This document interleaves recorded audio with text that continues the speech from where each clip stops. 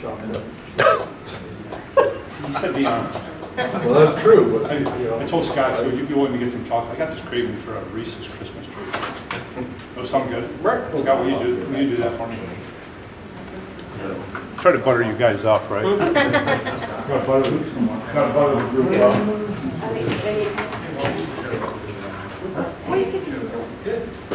All right, so first of all, the old cliche, I say the best for last, right? That's kind of how that goes. That's right. That's why he came in last. So again, as Scott said, the goal is today is to really do this deep dive into the auto pulse. So full disclosure, you guys have had this in your system for a number of years. And I think it's a fair statement based on what I have learned over the past 5 classes that you have not had a great experience with it. Fair statement with you guys as well? So before I get into this, I just want your feedback. Tell me where you're at with this device. Half the time it works, half the time it doesn't. So would you say you hate it? Or you love it sometimes and It's great when it sometimes works. I hate it? So it's inconsistent. Right. it works well with a normal shaped patient. But as soon as you get an odd shaped patient, it doesn't seem to. Aren't all your cardiac arrest patients normal size? No, I've learned that too in the last 5 days. honestly. So what do your deployment times look like? And when you deployed this, did you feel like it was just forever to get the device on? Well, yeah, because you're not sitting in this nice room. I mean, it's hard to do this in a bedroom. So all these things, right, are just really led up to the reason why we're back here today.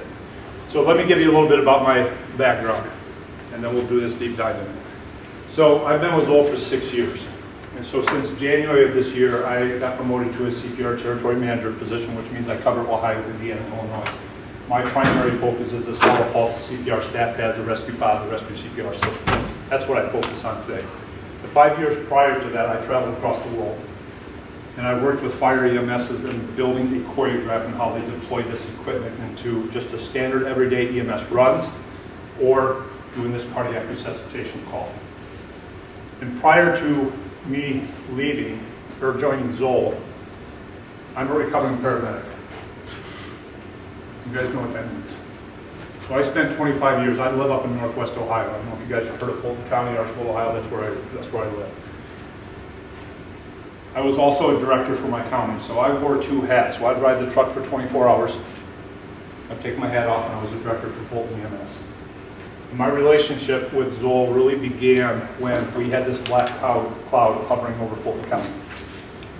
And our numbers were simply horrible in terms of even getting Ross back down in the 2 to 3 percentile. It was just bad. And during this black cloud, we had these rash of 30 and 40-year-old cardiac arrest. I was not on all of them, but I was a part of some of those. And I walked away from each one of those personally, and I took that pretty hard on myself because these were young moms and dads. They weren't the normal 80, 90-year-old cardiac arrest. You've lived a full life. You know, this was fun. I got to tube some people. I drove some people, dumped some medication. They still died, but yeah, I felt pretty good about it. So I left each one of those experiences, started looking into it, and I'm like, man, I've got to find some device that's going to help me manage these cardiac arrest patients in our county, and for me. So I went to the FDIC for one purpose, and that was to look to see what was out in the market today in terms of mechanical devices. So I did my research. My research led me to purchase 7 of these. I spent over $100,000 of taxpayers' dollars. I thought this is the best thing. Look at the studies. Look at the medicine that we moved. We had minimal training on it. It's pretty simple. Turn the button on, put the band on, go, right? And so we deployed these, we put them out in the field, and as I'm working this cardiac arrest, it stops. I'm like, why? What's going on? Try and reposition it and stop again. I'm like, this is crap. And so I continued on to work this thing, thinking this is going to get better. I just invested $100,000 for a reason. This has got to get better. And it did. And so I became very frustrated with this device, to the point where I'm working a cardiac arrest, going down the highway, taking this patient to the hospital, and I said, if I could open those doors and throw this out the back of the truck, I'd do it in a heartbeat. So I picked up the phone and I said, Zoll, we need some help. And so they brought a clinical specialist in. They trained us. And from that point forward, this device worked flawlessly. And what I realized through that training was that the reason the board was stopping was because A, I didn't know how to operate it properly. I didn't understand the why behind it. And everything I was doing during that deployment process was wrong. It wasn't the recommendation of how we properly deploy this in a quick, short time frame, and then it runs after that. And so once we received that training, it changed our world in terms of the way we treated cardiac arrest patients in our county. So that's what the goal is today, is to give you that information. And I think what will probably happen, at least over the past 5 classes here, and historically when I did the training, I started out as an auto-call specialist. That was my job, to go around the departments and like, hey, my name's Rob from Zoll, I'm here to help you with that. They're like, that thing sucks. I'm like, oh, I'm here to help you. But we always got those departments switched around and we gave them the right information. So that's my majority of the goal today. But I'm not just going to talk about this auto-pulse, because there's a much bigger story going on today in the world of cardiac resuscitation. Anything I share with you today is just to give you, plant some seeds about what is how we're treating cardiac arrest patients today. This is not an indication that you need to change your protocol, you need to change the way you're doing it, you need to tell Dr. Rosh to fix it. Dr. Rosh is the one that's going to write your protocol for the way you work your cardiac arrest patients, right? So I'm just sharing with you to kind of change the culture, to plant some seeds today with you about how we're working and the success we're seeing. Has anybody heard about Rialto Fire? Anybody? Heard about it? Maybe you've read this article, right? So Sean Grayson, who's the fire chief at Rialto, and Joe Powell, who's the EMS chief, they sat back several years ago. In full disclosure, this service was using this X series CPR feedback. They were using this auto pulse mechanical device in their system, and they sat back and said, our numbers are still bad. Why? And so they did start doing a deep dive into the shoulder cardiac arrest, and what they realized is that as we were deploying it and it was running, they stopped this device for every intervention. So as they intubated a patient, they paused it. As they went to do that pulse check with them, they paused it. And they started looking at their CPR fraction times, and they were about 50%. So 50% of the time they were moving blood, the other 50% they were doing something else. And so as they did this, continued to do this deep dive, they said from moving forward, as we put this protocol in place, once you get this deployed, you will not shut it down. You will intubate through it, you're going to cannulate through it, you're going to defibrillate through it. It's not going to stop. And even if we get pulses, we're not shutting it down. We're going to let it run for another minute or two. And they put some other tools in their toolkit that we'll talk about as we go through this a little bit. But they're currently at 33% neurologically intact out of hospital survival rate. National average is 9 to 12, depending on what study you look at. 19% of their patients that they walked into, put on a monitor, they present an asystolic rhythm, are coming back home neurologically intact. 19%. Lawrence Douglas, Kansas, the first adopters of this toolkit. They were down at the Eagles conference. Dr. Caleb Trent was sitting in there, they were talking about this. He's like, I want to know more about this. So they started talking about the toolkit, and he's like, man, that makes sense. He said, we're in. So we spent 2 days out in Lawrence Douglas. We trained all of their providers. They are currently at 21% increase out of hospital, neurologically intact. And they've got a cool story to where they cover the Kansas Jayhawks basketball game. And they had a call during a basketball game for a cardiac arrest in the nosebleed seat, section 21. Now you as a provider can imagine when that call comes in, probably got a little bit of bad attitude, right? Why? Because I got to carry all that stuff up all those stairs to get this patient, and then I got to deploy it, and then I got to get him down that stairs in front of 30,000 people. And I can almost bet there's a part of you sat back and said, I know the end result, the guy's going to die. I got a picture on my PowerPoint that shows this gentleman walking back into that fire department with Kevin Jules and saying, thank you so much for saving my life. And maybe one of my most favorites right now is Naperville, Illinois. Naperville, Illinois attended the Columbus Boot Camp where we hosted it, and Rialto came in and presented. The bureau chief from Naperville, Jim Kabinski, the training assistant, Billy Croft came in. They walked out and said, why are we not doing this? So they went back, talked to the medical director, said, I'm in. So they took the 5 tools of this toolbox, they implemented that in their system, and said, we're going to run this for a year, we're going to champion it. On November 19th of this year, I went to a survivor ceremony where we had 12 cardiac arrest survivors come back and we celebrated their life.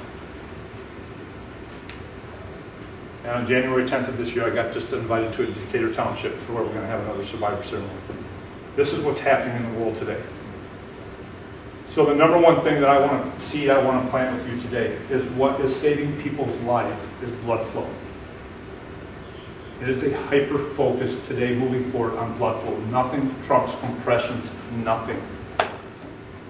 There's way too much of an emphasis on ALS, and we need to really go back to do the BLS stuff, because that's what's saving people's lives.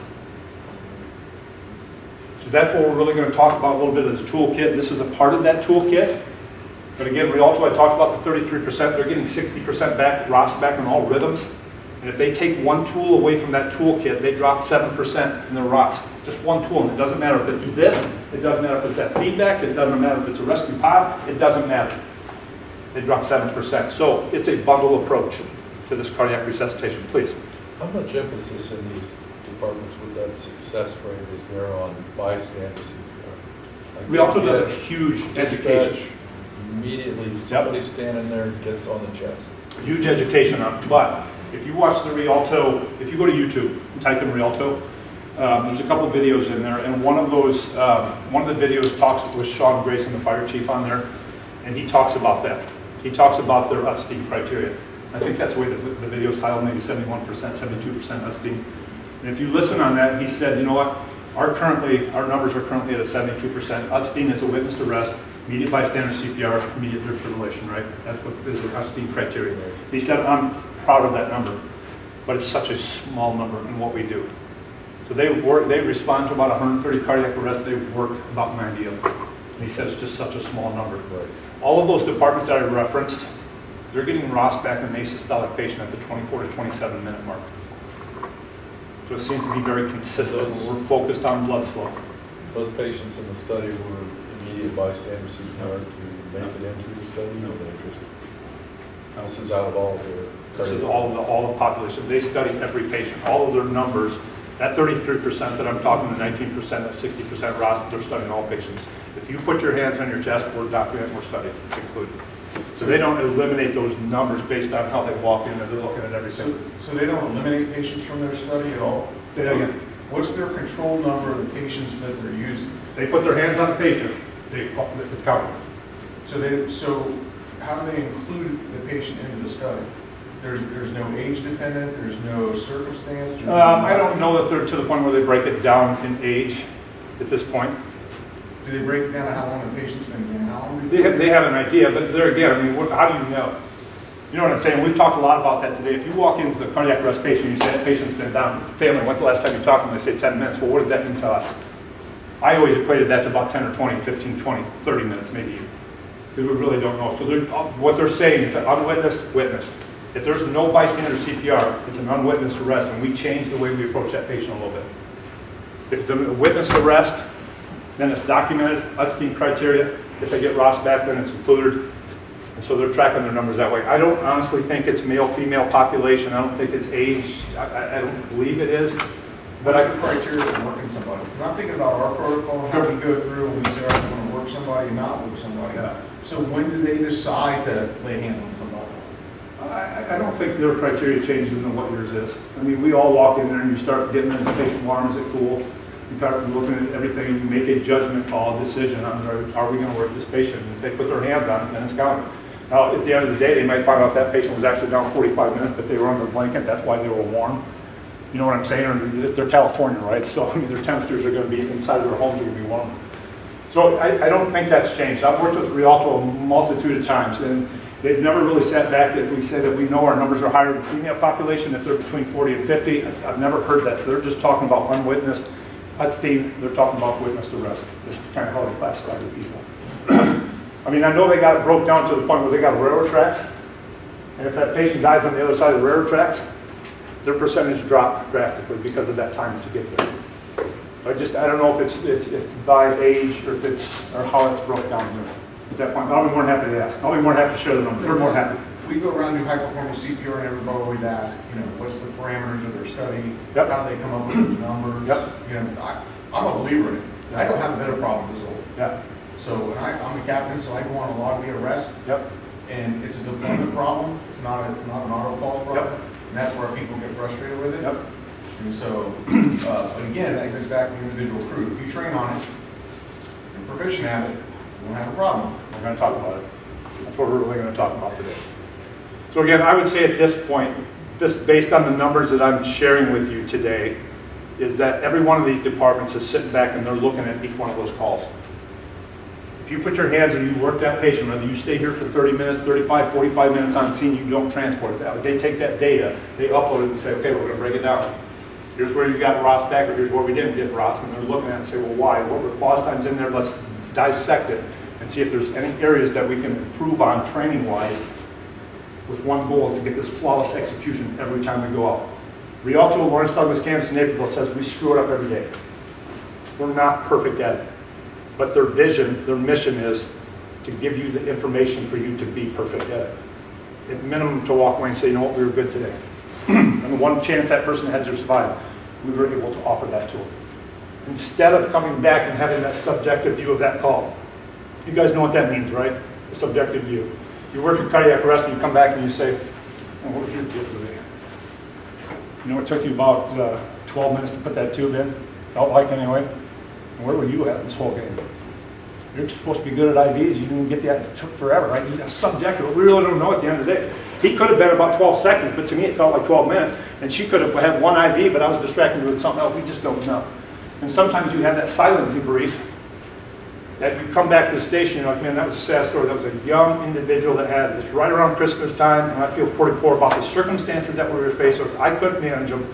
That's a sad story, but we really don't talk about it. And all these systems today that are getting these numbers increased, they're focusing on blood flow, and then they're focusing on that after action to sit down and say, let's talk about it. We're not going to point any fingers. That's not the objective, to find fault with any one of you. The objective is to take that call, look at the data, and see is there opportunities for improvement moving forward, and how do we fix that? How do we mitigate those errors? With one goal in mind, to put a system in place that we flawlessly execute every time we go out. That's the goal. So, with that being said, this is your all call. Some of this information is going to be redundant. The captain kind of stole my thunder a little bit back there. This device is going to run if you deploy it properly, if you understand the why. So that's the information we're going to give you. So some of it may be redundant. This is your quick carry case. There's a picture of body on there that just indicates this is the head of the board as you're carrying it in. Pretty straightforward. As you open it up and look at the actual landscape of the board, how it's laid out. You'll see this picture of an arrowhead, shoulder outlines. These are not patient alignment markings on this device. These are just some more indicators that as you're carrying it in and you're placing it at the head of the patient, that this is the head of the board. This apparently is pretty important. Again, go back to that training, the familiarization with that equipment. I walked into 2 arrests where this device was at the head of the patient. Why? Because our provider said, well, here's the handles, pick them up. Touch the backboard, man. I'm like, I am pointing a finger right now. Just educate yourself on it. Take some time. Your only patient alignment marking is this yellow line. And that yellow line should fall in the armpit of your cardiac arrest patient. That should match up with this life band or load distribution band that has a yellow line on it.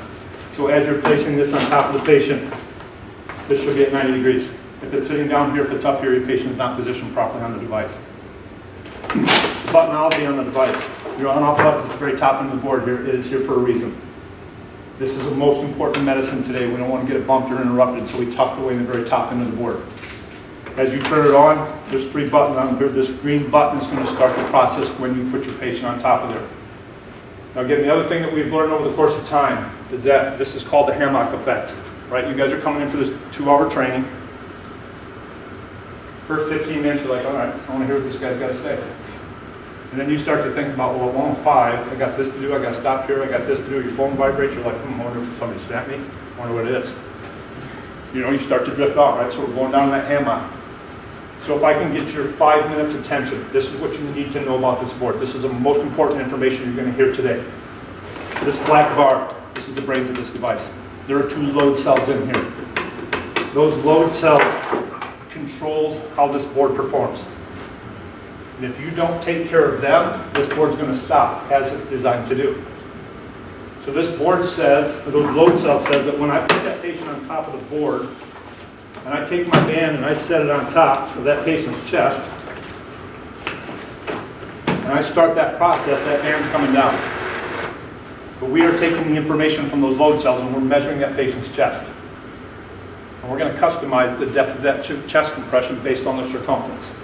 So every patient that we put inside of there is getting a 20% reduction anterior to posterior with circumferential squeeze. So let's compare the medicine. There is a dosage of manual CPR. Everybody agree? I worded it that way for a reason. What's the dosage? Excuse me? 2 inches. And what? 2 inches. 2 inches, right? So 2 to 2.4, 100, 120. That's the dosage that we know. High quality CPR that says, man, if you can compress the chest at 2 to 2.4, 100, 120, ideal rate according to the HA is what? 108. If you can provide that, you're giving that patient the best chance. So you started an arrest at 5:30 in the morning upstairs in the bathroom. High quality CPR, you're having the best day of your career, man. I'm energized. You got to move that patient down 2 flights of stairs. How much blood are you moving? Doing manual CPR. 0. Circumstance, right? Can't control it. And then you get them to the bottom of the stairs, you put them on your cot, and you go around the house, you're like, family, I got you. Do the best I can. How much blood are you moving? Certainly not 25 to 40%. Better than 0, certainly not 25 to 40. Not the best medicine. And then here comes this pause, right? Because you got to get in the back of the truck. Can't do CPRs, we're stepping up. Here comes the pause, you start your transport to the hospital. Anybody do this? Huh? You've been there a few times, right? Or somebody's holding onto your belt, you got this nice white stanchion. Hey, I'm on it. Number one, it is not safe for you to be standing up in the back of the truck. What's that? Capes flying in the wind while you're going. You're exactly right. It's definitely not. Exactly. But it's not safe. So at the end of the day, you think about that whole process, right? How many pauses did we have? What was the quality of CPR? It was not where it needed to be to give that person the best chance. This device says that once you start it, we're going to take that circumferential squeeze. I'm going to squeeze all 4 chambers of the heart. We're going to get your normal blood flow. There are studies to back it up. Westfall study, I'll be more happy to send it to you. It's a meta-analysis of 12 studies, but it compares all the hemodynamics of manual CPR, piston-driven, circumferential squeeze. Take a blood pressure when you're working a cardiac arrest patient with this device. You'll see a systolic about a 90 or over 100, 90 or 100 systolic. You'll see that patient pink up. There's a Fry paper out there. We measure the arterial pressure. One patient study. They started out on a piston-driven device, measuring arterial pressures. They transferred to the auto pulse. Arterial pressures took a significant spike. It's all about blood pressure or perfusion. This device is taking me down the stairs. There's no pauses with me. You get on the bottom of the stairs, put me on the cot. Take me out of the house. When you get back to the truck, sit down and be safe. Manage your airway. Manage that 2-minute pulse check rhythm check. Bundle that resuscitation together. I'll take care of the most important part. So that's the differences. That's where I really struggle when medical directors come to me and say, Rob, look at the studies. There's no difference between perfect manual CPR and these mechanical devices. First of all, my response is perfect CPR does not exist. When's the last time you in this room did perfect CPR? How many people will be trained this week? 100. Not one person put their hand up. It does not exist. It is a very tiring physical motor skill. If you're not using CPR feedback, you'll lose the game. We know it. All studies suggested. That is not a knock that says you're not competent to do it. We just recognize that it's a very tiring motor skill. This device says, I'll manage them for you. No pauses. So just a little bit about the deployment time as we're placing that patient on there. My window of deployment, my window says by the time you take your hands off the patient's chest from manual CPR, we're going to introduce this mechanical CPR into the equation, should be 15 seconds or less. These departments out here that are trained and they've championed this device, they're down to about 8 or 10 seconds. Hands off time. And so as you're putting this together, as you're building this choreograph, I would suggest you consider using these index fingers as your guide, as you're taking this number 2 band and putting it on top of that mating pin. You will set it there 100% of the time. If you stand back and ring toss it, you're going to miss it. And you're going to have to unvelcro it. You're going to have to redo it again. You're going to unvelcro it, you're 30, 40, 50 seconds into it. Way too long. So just get in the habit of taking this band, use your index fingers, set it right on top of that pin. This band must be at the home position in order for it to start. If it's not, number 1, you'll see a red light here. That should have been fixed when you checked your truck at the beginning of your shift. Should have been fixed. From here, my infomercial moment says you set it together. That means don't put your hands on top of it, don't take your hands and get it down, you set it and forget it. And when you hit that green button, that band comes down, we're measuring that patient, it's going to pause for 3 seconds. That 3-second pause is designed for you as a provider to say, is my patient aligned properly? Most of these departments are bypassing that 3-second pause. As soon as that band comes down, they tap that green button and they get them to go. And the reason why they're bypassing is because they know when they sat that patient up, slid the board into, laid it back down, they're perfect. It's not a question mark of did I do it properly. I did it right the first time. So they know they bypass it and they get it started. So as you guys know, your device is power up and 30 compression ventilation ratio. So on compression 28, 29, and 30, those all of the prompts will come off the board. Those are just indicators that you've got a bag in your hand. You're ready, excuse me, you've got 3 seconds to manage that airway appropriately. Ventilation.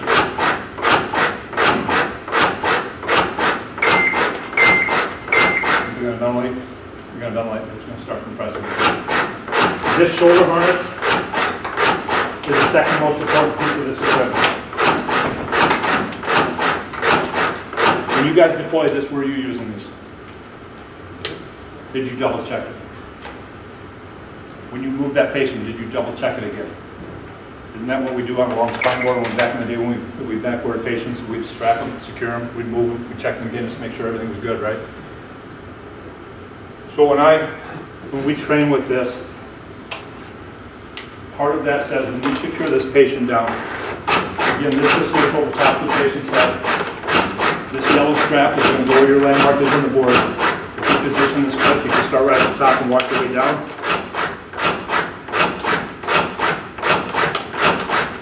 When you go to secure, you always secure your yellow first.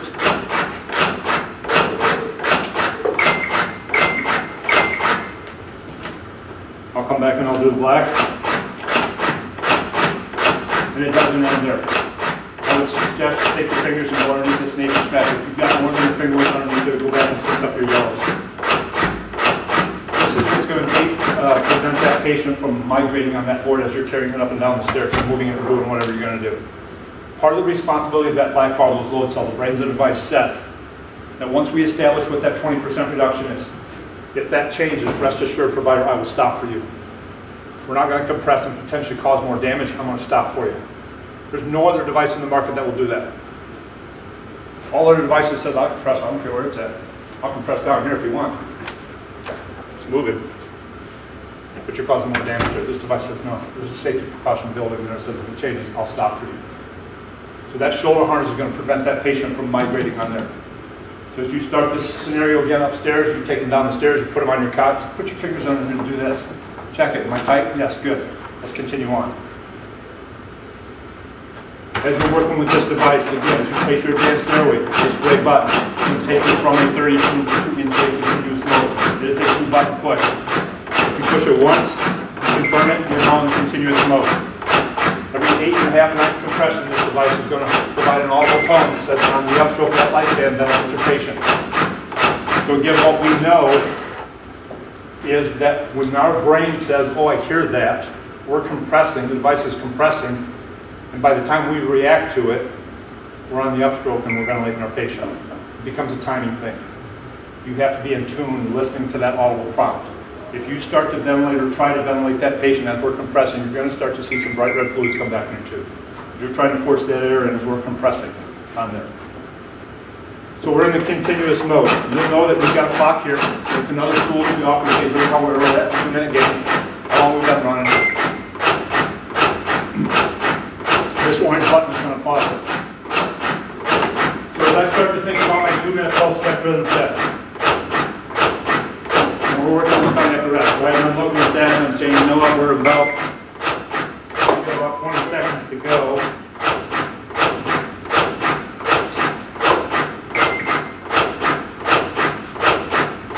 We're at 2 minutes, let's go ahead and pause it. And I do a quick pulse check. I like that. Could be mine, I don't know. It could have a pulse, I'm not sure. What does the monitor say? Ooh, what do you think? You shocked that? Sure? You're going to sign the report with me, right? You can go down and go now. We're doing it together, right? All right, screw it, let's start it. We're going to charge it. Give me one more pulse check, please. No, it's no pulse. It's okay. We shock it. Everybody's clear? I'm clear, you're clear. We shock it. What did you do? Good. Not good. Don't have a pulse. Let's start it back up. So how long will that take? Kind of drew it out a little bit. You know how it goes, right? National average 15 seconds. That's national average. So first question, how long does it take for you to lose a prime and pump? You stop compressions, how long does it take for the heart to empty out? Huh? 4 seconds. Give you a piece of candy if you get it right. You'll get one anyway. 6 seconds. 10. 10. Every case says minimize your pulse less than 10 seconds. So if I get to the point where I've stopped CPR and I said, oh man, I'm not sure if that's shockable or not, hang on a minute, I'm going to phone a friend. You know how it goes?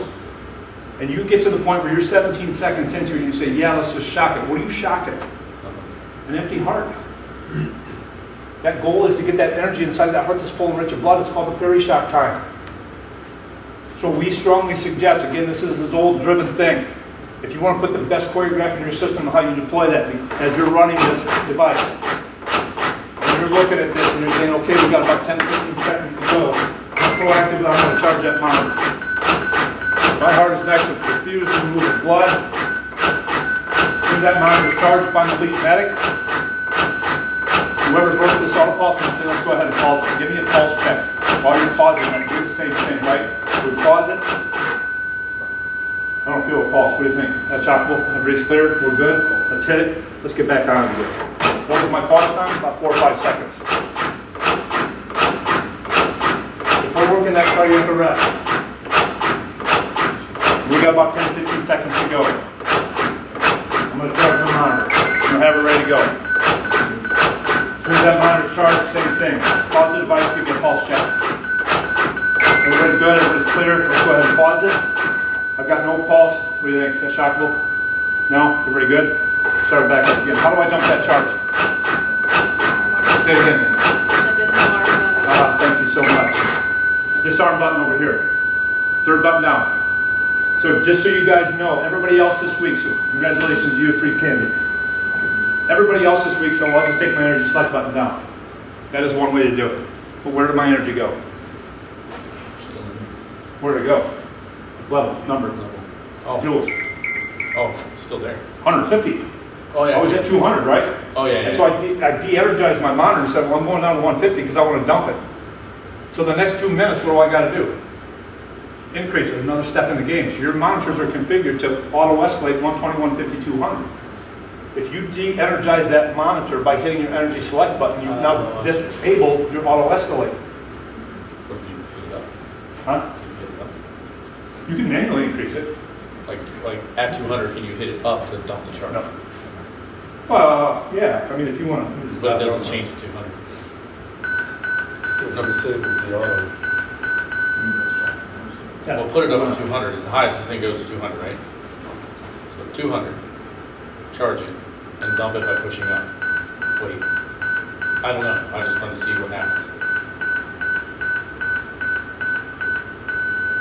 Okay. Yeah, nothing. Okay. Yep. So you want to go down with that or hit the disarm. Okay. So point being is get in the habit of using that disarm button. That leaves that auto-escalate intact.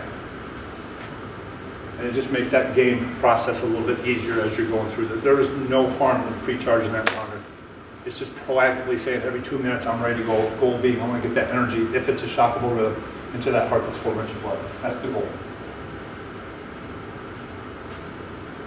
Questions or comments on the buttonology, landscape of the board, putting the band together, shoulder harness? Everybody's good at this point? Yes? All right. So a couple things about your accelerometer. So you guys are familiar with the CPR stat bands, right? This is where we get all our information from. As I'm doing manual compressions on this. So let's start compressing. This accelerometer is looking to go how deep on my compression. To 2.4, right? So if I compress the chest wall down 2.2 inches, I allow the chest to recoil 1 inch. This accelerometer is looking to go how far in the next compression? 2.4, right? So if you're doing these compressions and you're thinking the only way I'm going to get that number here, my depth, this number here would be 2 to 2.4 is if I bounce off that patient's spine, I would almost bet that your single bar is not full. You're not allowing that chest to recoil all the way. Those two kind of work together. So a lot of departments have told me that, man, Rob, I just look at that diamond. If that diamond's full, I'm good. It's not true. If you're doing 3.4 inches deep, if you're 150 rate, that diamond may be full, but it's not best medicine. And there are studies out there that talk about that single bar. That's not just recoil, that's a release velocity indicator. So we know that if you can release that chest wall 400 millimeters per second or greater, that in itself will increase chances of ROS 27%, just in recoil. Most important part. So we're giving you all those tools we need, right? The other thing to go along with this is that as you introduce the auto pulse into the equation, you will notice on the dashboard that we will recognize that when simply display the word auto pulse. So the value of that is a couple things. That if your monitors are configured to say that as you're doing manual CPR, it's giving you that verbal feedback that says press harder, press harder, press harder. Well, if this device says I'm going to do a 20% reduction, and that 20% equals 1.8, that monitor is going to continue to say press harder, press harder, press harder. But we know we're doing a 20% reduction. And so once we recognize that accelerometer recognizes that we're using the auto pulse on there, we disable all that verbal feedback and we just simply display the word auto pulse. It's pretty huge when you start looking at your data at the end of the call. All right, any questions over here? All right, as far as cleaning this board goes, you know these bands are replaceable, they're a one-time use. As far as cleaning these shoulder harnesses go, if you want to put them in the sink, wash machine, we don't care how you clean them. Is there a best practice in which direction they carry down the steps? Head first, feet first? The patient? Huge. Huge. Which way? Not a touch. So later. But I'll let your minds think. But it is a part of that toolkit. It is a part of that toolkit. And I think you'll understand the why behind it. Because back in the day, it didn't matter, right? We just had to get it from here down here. And we really didn't know, was it beneficial to take the feet first, as or head down first, and then have the feet? We just really didn't know. But as we put this toolkit together, in about 10 minutes, I'll answer your question. So as far as cleaning this goes, again, the shoulder harness goes, just wash these out, dry them, put however you want to do with it. Please, when you put this back in service, don't leave these off the board. I hope I stress the importance of these. This is what's going to keep that patient from migrating. These should be fully extended, just like your SCBAs if you work with fire service. Fully extended. This navy strap in the center of it, this is where I typically left mine. If anything, I had to open it up for a bigger patient.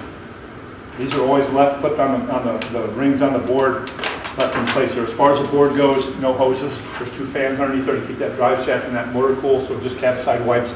If you're using a spray bottle, spray it on a rag, wipe it down. You may have to take a brush to get some of the puke and poop and the urine and stuff like that out of it. No hoses. As far as this quick carry case goes, if the fire department's having an extractor, we don't care if you throw it in there. If you want to put some spring clamps, hold it up there, spray it down, decontaminate it, dry it off, put it back in service, and however you wish. One of the things that we recognized this week was that the packaging of your current devices is just not conducive for this nice smooth deployment.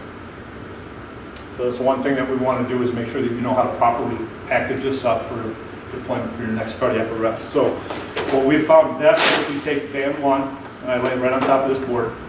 I take band number 2 counterclockwise. I set it right on top of the meeting pin. So this is what I'm looking at. Shoulder harness again should be fully extended. I just lay this right on top of the board. And then this fold down here, this just simply goes all the way over the top. And then it gets 3 half folds.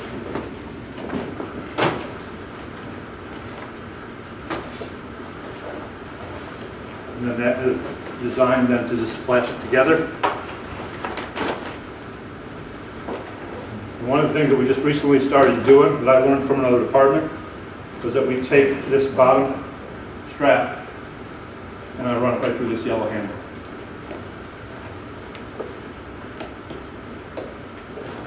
And what that does then is, somebody mentioned about the cape coming out. If you put this on your back and you're carrying your stuff in, you're running into the house and that falls out, the family says, oh, the EMT Crusader's here. Yeah, he's got a cape on, look.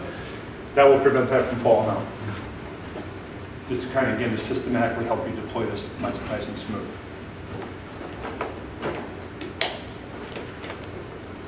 As far as these batteries go, again, these are lithium batteries, right? So runtime low end about 30 minutes, average about 45 to 50. We've had patients over an hour on them. There are 2 factors that determine runtime with this battery. It is size of patient, compliance of the patient's chest. So if you have a patient that's within the normal size range, they've smoked 3 packs of cigarettes since they were 4 years old, their chest won't like that. It's a non-compliant chest. And so this device may say, you look at it like, man, that's a normal patient, I'm going to get a lot of runtime out of it, and it starts just dying about 30, 35 minutes into it. You probably know these people anyway. You've probably picked them up before for dip breathing, right? It's probably because that chest is non-compliant. If the device says, man, I'm working really hard to compress that 20% reduction. So rotation of these batteries is the same as what the X-Series is. Strongly recommend these get rotated every day. That rotation looks like taking the battery out of this device here, taking it over to your charger. The battery that comes out of the charger will go inside of your truck as your spare. You'll take your spare and you'll put it inside of the device. And then you'll simply power it up. And as you look through this clear window, you should see 2 green lights. If there's a red light, pull the device out of the truck and fix the error. Don't fix the error when you deploy this for a cardiac arrest. Fix it inside. That does a couple things there. When you rotate those batteries, number one, you know you've got a fully charged battery in the device. You know you've got a fully charged spare. You know the device is ready to go. And as far as battery management goes, those chargers are smart chargers. So we condition those batteries about once every 30 days to get to that life expectancy of 3 to 5 years. Please. Does temperature affect the life or the time? Like if you're working in low If you were going to store your truck outside with these outside, well, I absolutely. mean, if you got a patient that did somewhere. Not that short amount of time. I don't know exactly right off the top of my head what the range is on those batteries in there, but it's cold. And that's for an extended period of time, right? So the time that you would be out on scene, get that patient out of there is not going to affect.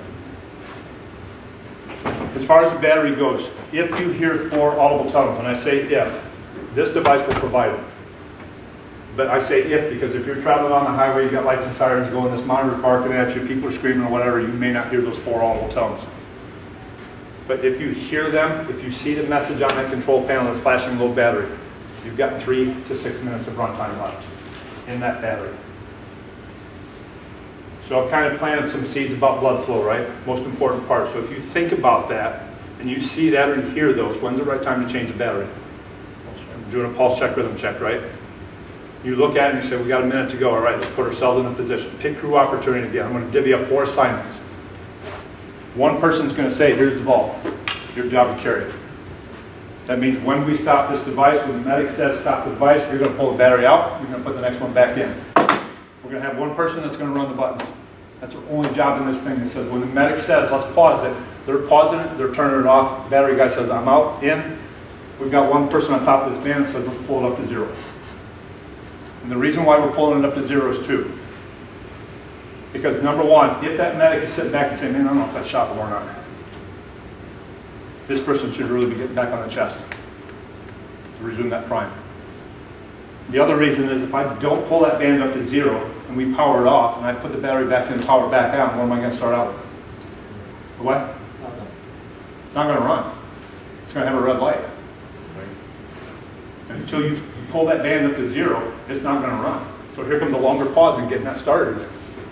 So as I approach every one of these 2 minutes or when I approach these battery changes, I'm thinking about all these things, right? I've got everybody in a position. I don't have to make this knee-jerk reaction that says, oh, I heard the tones, let's stop it. And then I got to go get the battery and turn around, and here you know we're 40, 50 seconds out of it. It's a systematic approach again as we go through that. We'll kind of walk through this as we go on the floor here. We're getting these mannequins. Any questions on this? Yes. All right, let's kind of walk through this tabletop deployment. Here's where I'm going to answer your question. So as you start to build this choreograph, as you start to think about cardiac arrest, now I know what your protocol reads today. I know Dr. Osh is saying we're not going to put this in the equation until that 20 minutes or ROSC. So I'm just talking to you about in the future, if you guys can present the case, if Scott can go back and say these guys are trained, they're trained on their own, we feel pretty confident that they can get this introduced in 10, 15 seconds, and they know what to do to mitigate that and reason the board from stopping, maybe he'll change his opinion. I don't know. It's really up to him. And I would say it's really up to you guys. So as you start that process and you say, here's my cardiac arrest patient, you got to start blood flow, right? Compressions. So where do you guys generally cut the close? Got to get the chest closed, right? Got to get the pads on. Where do you guys do it? I grab here, cut Right down the center, right? Well, yeah, but I bunch it up and cut it. But I'm doing CPR. So what's going to happen? Yeah, stops. It's going to stop, right? So I mean, it's the way we've always done it. But if we're hyper-focused on there, and you may be sitting back and saying, right, come on, it's only 3 or 4 seconds. Look at these guys built. These are ripped it. A lot of studies suggest, you know, well, we're about 14, 15, 16 seconds. It didn't feel like it at the moment. But when we're carrying these shears in my pocket here that I've got 12 years on, there's a lot. Man, I got a lot of stories with these bad boys. They're dull. They don't cut through nothing, but I'm not getting rid of them. You know how it goes, or maybe you don't even have them. I would encourage you moving forward as you think about it. Take your shears and go right to sleep. We're moving blood. I'm not stopping. And as I get to the collar, I either come down or come up. And as soon as you get this side cut off, I can pause for 1 second. Chest is exposed, I'm immediately back on it. I had a 1 or 2 second pause. As the monitor comes in, it gets powered on. Oops, powered off. As you open up your stat pads, just a refresher on these stat pads, accelerometer is attached to the upper pad, yes? Recommendation is that these get separated. It's perforated there, just tear it off. Again, the reason being is that it will have an impact. If your upper pad is moving like this every time you compress, it's going to have an impact on that filtered ECG view. So as you detach that, my first pause is going to come when I lift my hands up, accelerometer goes on, I'm immediately back on the chest. And now this monitor should go right in front of me. So I visually should be looking at that dashboard of that syringe. That's why I call it my dosage. There's my syringe. Now I know what my dosage is. If there's any areas that are not green, I need to fix it. The auto pulse is here. We're going to prepare it for deployment. The other thing to mention is anterior pad. So you guys are still doing anterior, yes? Pads? So all of these services have now changed to an anterior posterior pad placement. By changing the vector, they've had a higher success rate in defibrillation. You guys have heard about dual sequential defibrillation. There's a lot of studies out there that says, man, I don't know if it's just bam hitting it, or if we're seeing a higher success rate just by changing the vector. So all those services said we'll put the anterior pad back on it. We're continuing blood flow. We're preparing this for deployment. So if you're responsible for preparing this, there are really 4 things on your checklist to quickly go through to say, yes, this board is ready to go before I stop blood flow. It does not matter what order you put them in, but it should take you no longer than 5 to 10 seconds to go through it. One of those is take this shoulder harness, get it out to the door, just get it out of the way. Another one of those is quickly powered on. What are you looking for there? No red light, 2 green lights. I can quickly look at it and say, yes, there's no issues. I'm going to take band number 2. I'm going to lay it off to the side. Usually what I should see is all white. If I see this staring at me, there's a twist. Twists are bad. This is why we package it. We lay it right off to the side. I will take number 1. I'm going to roll it over. Again, I'm visually seeing all white. I'm going to lay it off to the side. We have found it best practice to lay these off to the side versus laying them out here. Because if somebody comes running around and kicks this thing, and now you've got a twist in for it, now here we go for a pause. So just by laying them off to the side, when I set my patient up, I can kind of grab them, set them on the chest, and go. The 4th one is to make sure this material is laying right on top of that board. The reason why this is important is because when I set that patient up, my goal is to get the bottom of this board tied up against their backside. Because anatomically, I know when I lay them back down, this yellow line falls right here. It means no more lifting, no more dragging. And we're delaying blood flow. I simply set them up, tight, lay them back down, yellow line's here, band 1, band 2, here we go. Now, how tall are you? 5'1". 5'1"? Perfect, thank you. So here's kind of what we did this week. So when we finish up here, we've got 2 stations, right? We've got a mannequin, we're going to do full deployment. We've got another board on here we're going to have you lay down on. You okay to get your chest compressed today? No? No. We'll take the battery out of it. But it's been a pretty powerful exercise today, I think, for this week. To have one of your shorter personnel, colleagues, up here versus just a standard average person.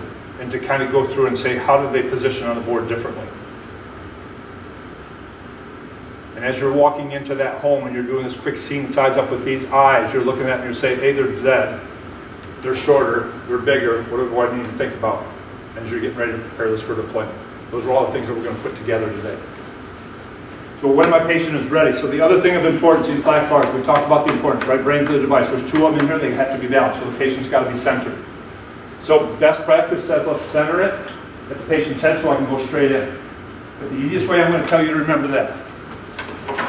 Underneath this little thumb here, if you will, the pocket over the bottom of the board, there's a word auto pulse right here. The O is in the center of this black bar. So as you set the patient up, if you think about matching it up with this O, this brown O, you will have a perfect alignment. If you start to think, as I'm sliding that board up, that patient's setting up O to O, match up the O's, you'll have a perfect alignment. And I can tell you the power of that. Decatur Township, Indiana. I stopped in there several months ago. Called Chuck Valentine and said, hey, I'm in the area, I'm just going to stop in and see if you need anything. I'm on my way to a meeting. He said, but hey, can you do me a favor? I got the CPR, filtered ECG is not coming up there. Will you take care of it? I said, absolutely. He said, talk to so-and-so lieutenant. So I walked in there, introduced myself. He said, yep, let's go in there. As we're doing this monitor, he says to me, he's like, no, I'm not sure about this auto pulse. I said, tell me why. He said, sometimes it stops. I said, all right, let's go back to the basics. I said, remember that black bar, right? Load cells, right through this. 2 load cells, and they got to be balanced. I said, remember this. Take that O, match it up with the patient problem. It's like, oh, that's awesome. 2.5 weeks later, Chuck Valentine. Chuck, what's up? He said, remember that guy you talked to? I said, I do. He said, he just worked a cardiac arrest. I said, uh-oh. Right, how did it go? He said, he remembered what you said. He remembered the O's. He said, we got Ross back on that patient. The patient seemed to be stable. Just wanted to share that with you. I said, thank you.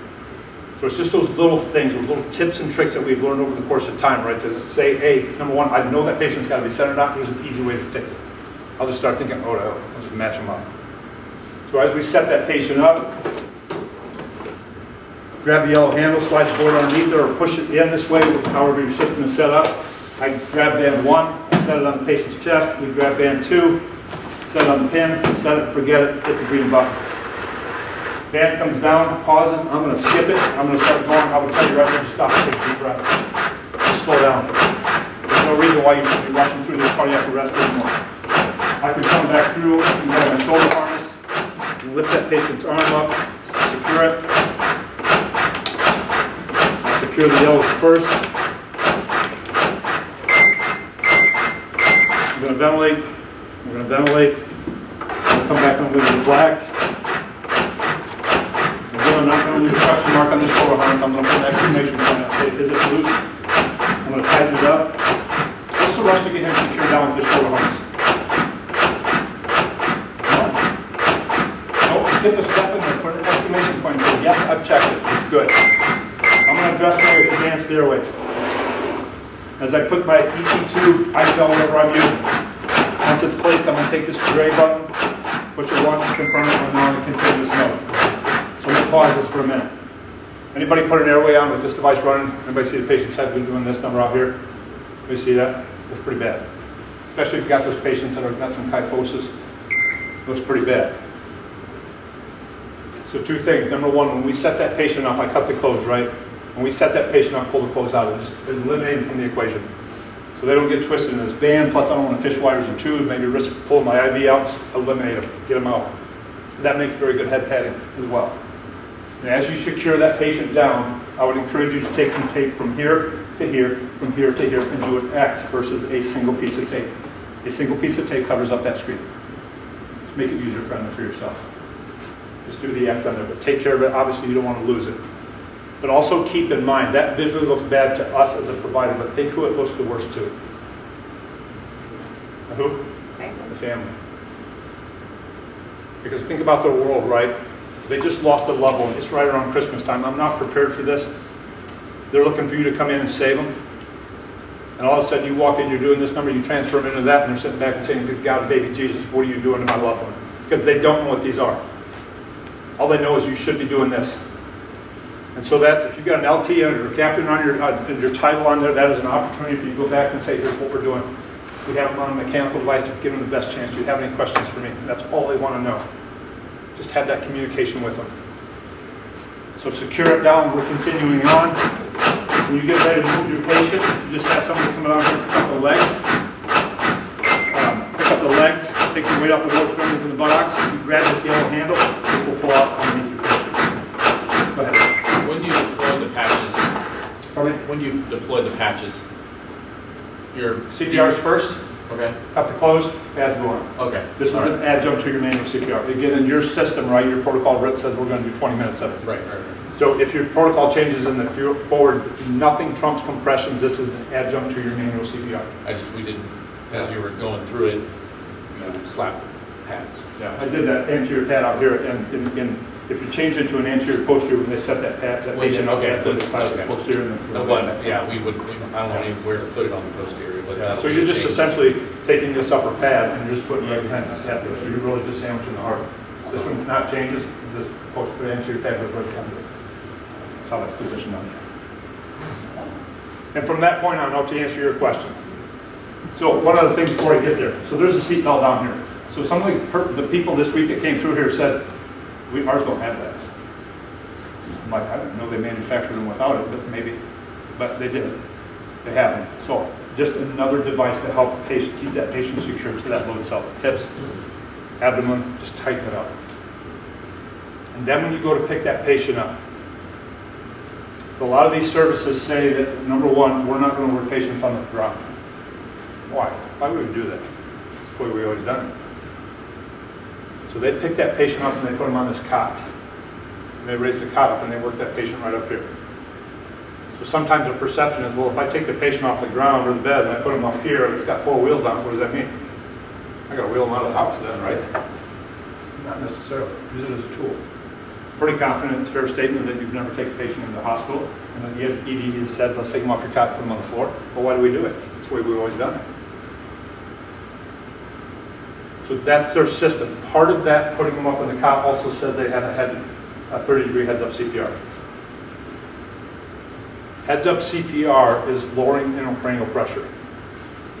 So as you're doing manual compressions with either with a mechanical device or manual CPR, you're sitting there with water hammering the brain. And that venous blood says, I don't have nowhere to go. So I'm just sitting up there and it's building ICP. So just by elevating the head of the cot, gravity's pulling that venous blood out and it's lowering ICP. There's a lot of studies out there that say, well, it's 30 degrees, right? Maybe it's 10 degrees for 2 minutes, 20 degrees for 2 minutes, and then 30 degrees for the duration. But to answer your question, there's your answer to your question. So what doesn't matter if you take that patient from up here and you take him down head first. Well, what are you doing?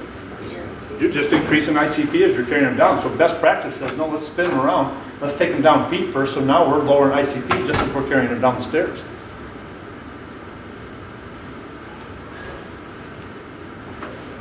Questions out here, as far as the deployment goes? You guys feel good at this point? All right, so what can we use this device on? Size-wise, the smallest we can go to is 28-inch circumference chest. That is about equivalent to a 9 or 10-year-old child, if you want to have a reference. So the good thing about the smaller patient is that as we place that patient on top of the board, that band is coming down measuring. If they're less than 28, you'll get a black and white message on that screen.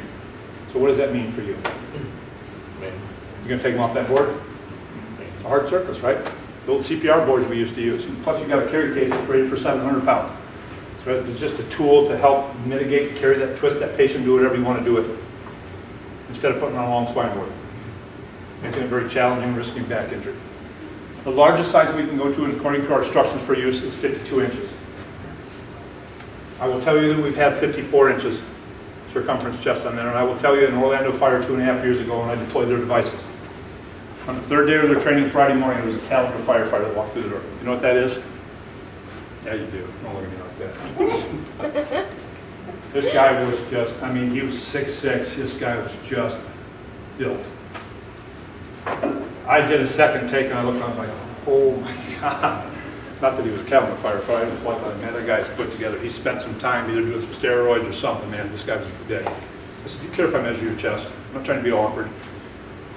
But I measured him and he was at 56. I said, would you then kind of lay on top of this board? I'm just curious. I laid him on top of this board and there was enough play between that chest wall and that band that I'm pretty confident we'll work on him at 56. So you guys are familiar with that drive shaft underneath where that pin for the light band sets in, right? That drive shaft has to make one revolution as it's coming down to size in order for it to work in the big patient. So as you start to think about that, as you're walking in, sizing this scene up, if you will, you're looking at them like, holy crap, they're big. I don't know if they're 57, I don't know if it's I don't know what it is. We're going to start the process here, and we're going to prepare this board for deployment. As you lay them back down, if you're struggling to get this pin close, just step on the chest and you're going to get it. It ain't going to work. Duct tape is not an option here, just so you know, because we're creative thinkers. If you can get this pin together, there's some play in this board, between the band and that chest wall. Let this board decide if it can do it. What you will not see is a black and white message on that screen that says the patient's too big. But remember, you walked into that scene and said, question mark, they're big. I don't know if they're going to qualify or not, but we're going to see. You may get one compression, you may get 2 compressions out of it, and it's going to stop. And the messaging on this board is going to tell you to check patient alignment. But you should be able to immediately rule that out. Why? O's. The O's, right?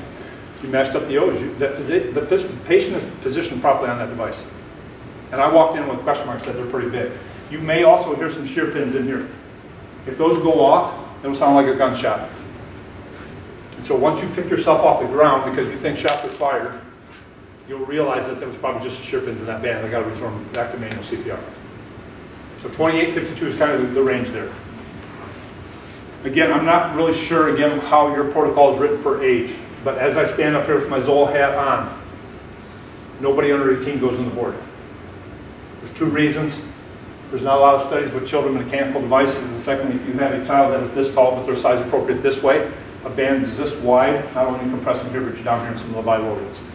So most medical directors that are utilizing this device in their service write their protocol that says, I'm going to allow you to use good judgment. HA says anything over puberty, treat them as an adult. They'll say, you know what, this is their height appropriate, size appropriate, go for it. So it's really up to Dr. Osh on how he writes his protocol. Pregnancy, first, second, third trimester, there's no contraindications. If the mom fits inside of this band, use it.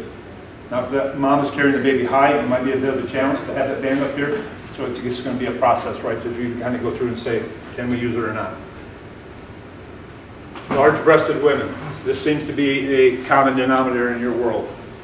I've heard it multiple times this week. Well, what about that lady that's just got these massive breasts on there? It just doesn't work. So first of all, let me say to you, there is no device in the market today that's going to capture 100% of cardiac arrest patients, regardless of how they're built. They're just not. This device will capture the largest patient in the industry today. So if you have that female patient, you lie her down on top of the board and you're getting ready to put this band together and you're like, oh, there's just too much additional tissue up here that I can't get it around.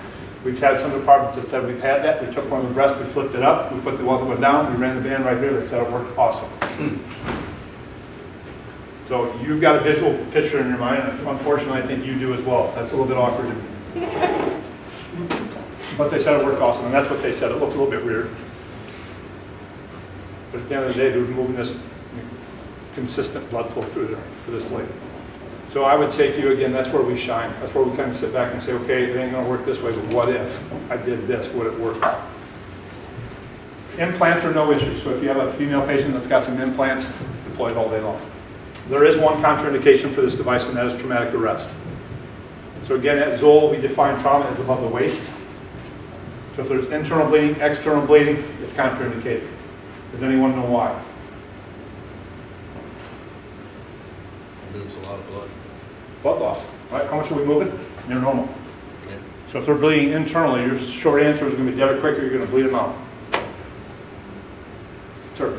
So we have a helicopter service, the patient's in traumatic arrest, they want you to put the patient on the board. Medical director driven. Okay. Yeah, so that's the same thing with the age, right?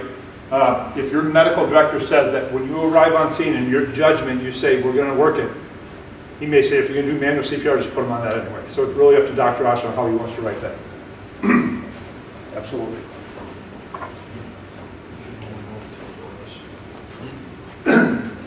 So, I was hoping somebody would say, well, I'm compressing all that, so what if there's broken ribs in there? It's going to cause damage. So, I want you to look at this bag of Doritos. That's just a regular bag of Doritos, right? Anybody see me pull that out of there? Right? Okay. I don't know why this candy's still sitting up here. Nobody's eating it. So I just want to show you this. So I was out in Calumet City a couple weeks ago. I just came back from Denver the week before, did multiple deployments on this auto pulse. And I had a bag of Doritos. And I said, here, I want to demonstrate to you how we distribute that weight across them there. So we put 2.9 pounds per square inch. We distribute that over 100 square inches. So I put these bag of Doritos underneath this band.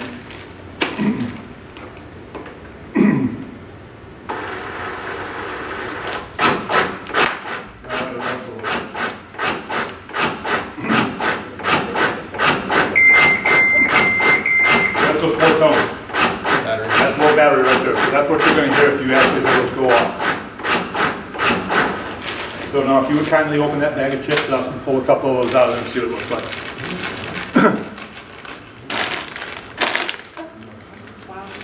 How'd they do? Perfectly intact, right?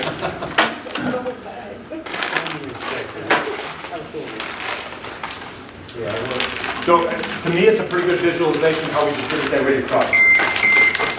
So the rest of that story at Calumet said, well, the lady in the audience said to me, she said, well, I wish I had a bag of Doritos. And she said to me, well, what about an egg? I'm like, "Ugh." I said, I've heard it can be done, but I've not personally tried it.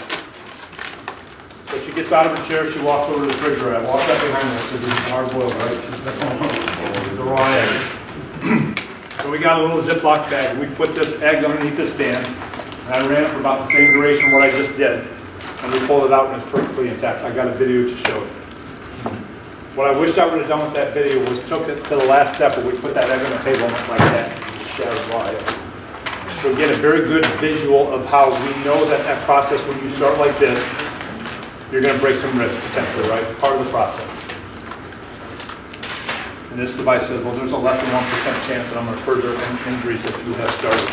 A piston-driven device, 25 PSI. The human threshold, about 6 to 7. You can imagine the amount of trauma that device is causing. It's consistent blood flow. I'm not here, please don't misunderstand that message. I'm not here to badmouth any of our competition out there. I'm a huge fan of mechanical CPRs. I don't care what devices, they're changing the way we approach. They're making a difference.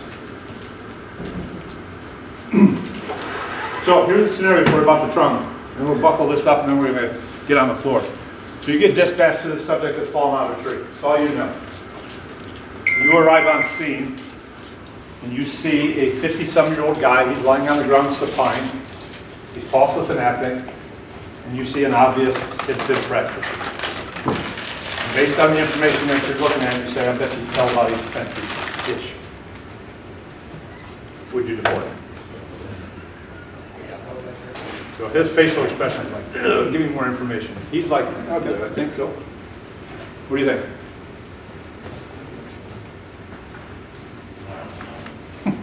What do you think? Is he actively bleeding? Huh? Is the leg actively No, it's squirting like or, off in some damn other but direction. not like flowing anywhere? There's no big, nice follow.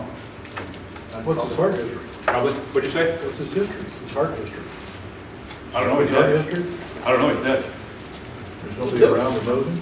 He's already dead. With somebody saw him walk by. He's like, holy crap! Somebody laying out there. He doesn't look very good. That leg doesn't look normal. I got the phone. Like, hey, need help? Anything look broken around his chest? Anything like that? Bruising? Nothing like that? Got Carhartt, son. Throw it on. You would? Go ahead. What do you think? Anybody say no? My judgment says I would. A, I don't think the 8 to 10 feet killed him. I could probably explain this broken leg, probably the way he landed.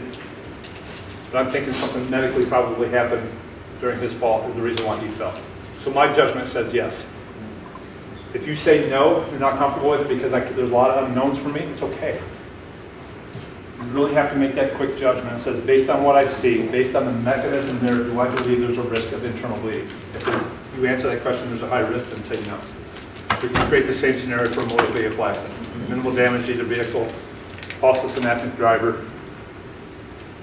It's going to be a while before the extrication equipment comes here, but I popped the windshield off. I set that patient up, I slid the boring thread, laid him back down. Here we'll run moving blood flow while we're waiting for the extrication. Be very creative with this device. Questions, comments, or hatreds? All right, so as I'm packaging this back, I'm just going to run through this toolkit, and then the rest of the time is yours. We've got about 45 minutes to go. The goal is that I want to get you back in your seats about 10 till, so we can kind of wrap this up. But as we go through and run through this toolkit, and again, this is just kind of informational type of thing, plant some seeds maybe, if I will. Every one of these protocols, every one of these systems says nothing trumps compression. When we start, we're not stopping it. If it's manual CPR, we're not stopping it. We're going to do the best possible, provide the best possible medicine we can. So again, as the system, this toolkit says, that we're starting manual CPR, we're going to cut the close, accelerometer goes on, first pause, monitor goes right in front of that compressor. He's looking at that dashboard now, fixing any areas he needs to fix. Anterior pad, sorry. And they're going to position that posterior pad up here, so when they set that patient up, they'll slap it on. All right? So initial airway management says we're going to do OPA, BVM, rescue pod, which is an impedance threshold device that goes on top of a mask, advanced airway, county tube, I don't care what you're using, it'll fit on top of it. A rescue pod simply says if you think about manual compressions, positive, negative pressure goes out, negative pressure, air rushes in. Prevent preload from coming back to the heart. That rescue pod says, well, I'm going to have a check valve, I'll close it off, I'll create a vacuum, I'll pull more preload back to the heart. So there's studies out there, the Rock study said there's no benefit to it. Until you pull out the sham device that was used, the crappy CPR that was used, and then there's a significant increase in pulses. Significant. But you have to read the whole study, you have to look through it. So that's the advantage of having that. And then they have end-tidal CO2 on top of the rescue pod, BVM to ventilate the patient. So they're preparing this auto pulse for deployment. When the auto pulse is ready to go, they will set the patient up. They'll slap the posterior pad back on. The guy that was managing the airway obviously is not doing that anymore with the BVM. And as soon as they lay that patient back down, he's typically up here ventilating this patient. He drops the bag and then gets on the chest. He resumes CPR. Right, oh We're yeah. being nothing trumps compressions. Oh, sure, I'm sure. going to maintain the prime. They take the band, they put it together up here. As soon as the band's together, they stop, hit the green button, they go, it never shuts off. Secure them down, pull it out, they pick them up, and they put them on the cot, and that's where they work their patient. So the patient's elevated at 30 degrees, they intubate through it, they will not stop it. If you listen to Rialto and the way Joe Powell often gets questioned, he said, well, Joe, how long do you give your guys to intubate a patient? Joe says, I don't care, I don't give a shit. If you're measuring your pulse oximetry, if you're measuring your end-tidal CO2 and those numbers start to drop, then stop what you're doing. You have all the information in front of you to be good at it. So they place their advanced airway, they continue on. Now if they respond to an unwitnessed arrest, this is the one that's really probably the most contentious tool in their toolbox. If they respond to a cardiac arrest, they put them on the monitor, and that monitor is showing this fine defib, they will not defibrillate. How many of you have had that in your career? You walk in, put them on a monitor, find defib, and you're like, there it is, here's my save. I'm waiting on this for a while. And you defibrillate it, what happened? Asystole, and that's where it killed them. And so Rialto, same thing. Every department I went into, same thing. And we're like, why? Rialto says, why is that happening? HA says early defibrillation was saving people's lives. Myocardial ATP is not pump back to the heart again. The heart is acidotic. The body's acidotic. It's been down for a period of time, right? And again, we talked about that. The family says 10 minutes. I'm saying probably 20. No activity, no blood flow. And so they sat back and they said, let's focus on the three things. End-tidal CO2, huge value. Let's focus on two of the three things that are inside end-tidal CO2. One of those is metabolism. Can you control the metabolism of that cardiac arrest patient? No.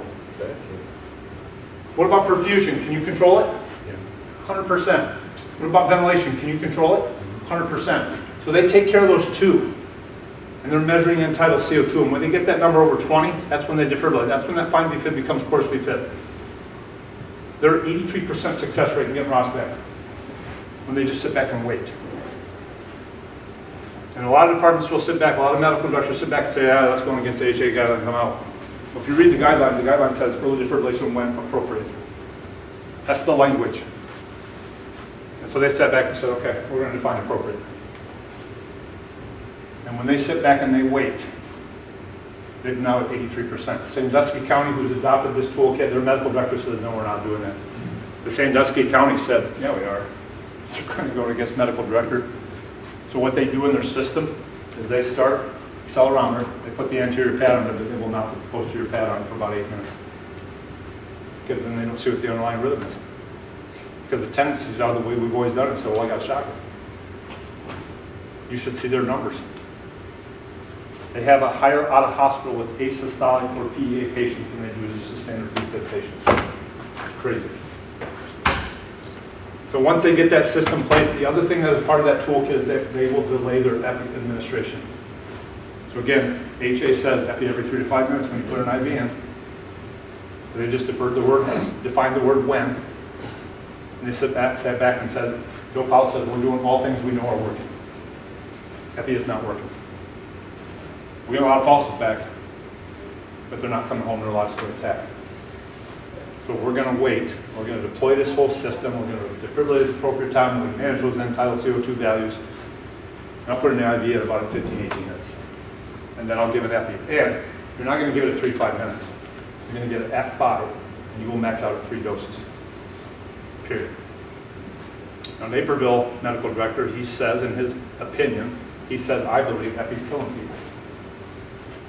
So he says in our world, you will not give an epi until that patient has an end-tidal over 20. And they're going to trend it for a year and see what happens. It could be another tool, who knows?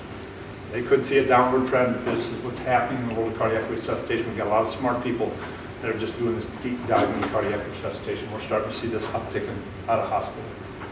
That's what the toolkit looks like. Questions or comments? The AHA's focus is basically in hospital, purely, right? I don't know if I would say that. Because you're talking about these guys that are kind of changing up their procedures and their protocols. Was that's something that AHA is part of? Or they're just saying, we're doing this and we'll tell AHA what we're doing? The AHA has those weird words though, like you said.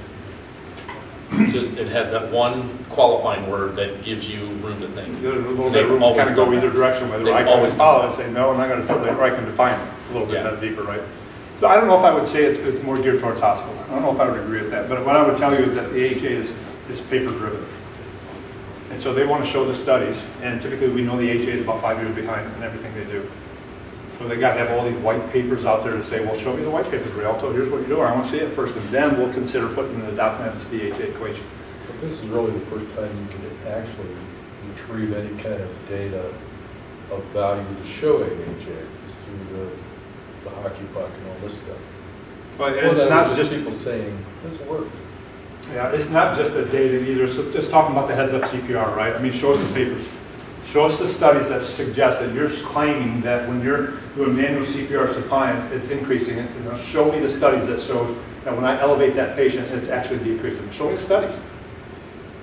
And so there's now, I mean, it's in process, right? But that just takes years to accomplish. And Joe Powell says, if I continue to follow what the HA guidelines suggest I do, I'm going to kill 90% of my patients. And it's unacceptable to me. And so we're going to start changing some things. We're not going to go outside of the guidelines, but we're just going to define some of those words, those qualifying words in there. I mean, the HA says CPR, right? Got to have CPR, got to have blood flow. They're all suggesting now it is recommended that you have some type of CPR feedback. I believe that's maybe one thing that will probably change. We'll probably do some type of mandate, I hope, that says you must have a device that's going to provide you CPR feedback. So I don't know. I think it's probably a combination of all parties involved. The bystander CPR, or really defibrillation, all the way into EMS to come in there, and then all the way through the hospital. Would be my opinion on that. All right, any questions? All right, so this is a small enough group that I think we're going to do 2 stations, but I think we're all going to work at it together because I've learned a lot of things from you guys this week to really take this whole deployment process to another level, to simplify it a little bit. So I think we're just going to work together. So we're going to start really right here with this mannequin. And we're just going to, first group that's going to go through it, we're just going to kind of talk as we go through and deploy this. Just kind of think about those things that we need to remember as we're deploying, matching up the O's, positioning it, going through the 4 checklists on this, the buttonology, all that stuff.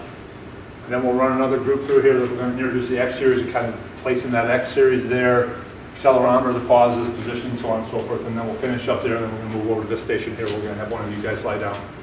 And we'll run through that twice, tall, short. Fair enough? Mm-hmm. All right. You guys want to come up? Get this mannequin out.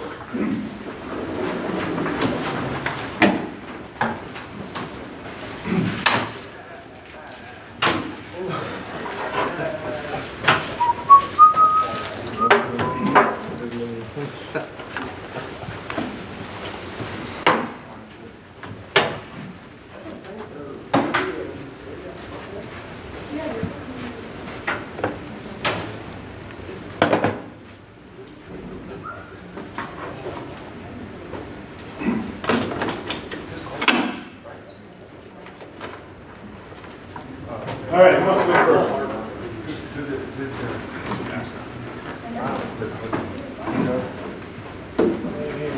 All right, so primary focus first time around is just to really become familiar with this positioning of the board, going through the checklist, setting the patient up, talking about those little things we're doing now. Trademarked. Right? So let's go through and prepare that board for deployment. Just because you run Jim's magazine don't mean nothing. Got it on. All right, so what are the 4 things? Let's just review it. What are the 4 things you're looking for? Power. What are you looking for when you turn it on? Perfect. What else? Taps out of the way. That's another one. Light up. What's the 4th one? scratch where it should be. That's one of them. What's the fourth one? The front and bottom. It's laying on top of the board. So is that board ready to go? Yes. 100%. No. Thank you. Yes. These are the things that you're looking at, right? You're responsible to prepare that board for deployment, so you should. His wife was still up. So what I saw when I first thing is I saw black writing on the band. I'm like, it's not good. But these are those things as you're walking through it, right? That'll, you practice this, that'll take you 5 seconds. So now the board's ready to go, yes? So another thing that you should be looking at is that, is this board centered up on this board, for this patient? Right, move his head over maybe. But is he aligned up? So again, this is positioning, right? Just make sure we're centered up, because I think what best practice says that when we go to set him up, it almost becomes a best practice for you to just get at that end of that board and drive that thing in. If you get off to the side and drag it, you may get it off sideways this way or one way or the other. So when you go to deploy him, I would say the most efficient way is to put a foot right here, grab his hands, pull him up. And as you slide that board in there, it's tight, you're matching up, you don't have to palpate that out. Yeah, no. So as you lay him back down, right? Now again, this is a mannequin, you'll see the difference on the human. So I'm gonna hold on to these hands, because here's one of the things I learned. So if you grab those bands, and you set yours, home position, set it and forget it, and hit the green button.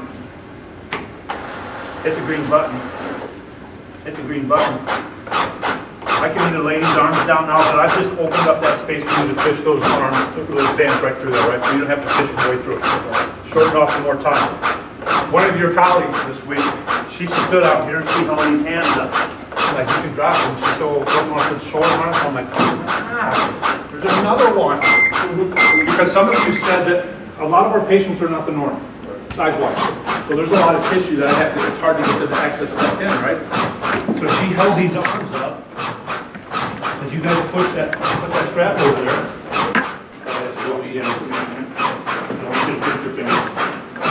So go ahead and tighten them up, tighten the elbows up.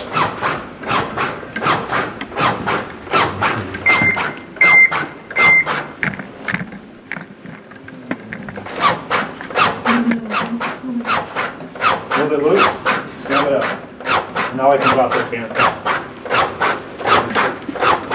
And now we're at the point that we can put an advanced airway in, we can flip it over to continuous mode by hitting the gray button twice. Or not. And then when we get ready to move this, I just pick his legs up, take some weight off his butt, his lower extremities, and just pull it out nice and easy. And then we can take that seat belt, another device to secure him. Oh, we didn't do it first. Oh, it's still running, still moving, guys. So a couple things about the arms. Some departments will put the arms inside of it. What I like to use is Chinese finger traps. So Jenny, you need to order some of those. These are handy. Handy. These Chinese finger traps work phenomenal. They're pennies. And you take this patient thing. Real quick, on that, when we use the auto pulse, we seem to lose the IVs here.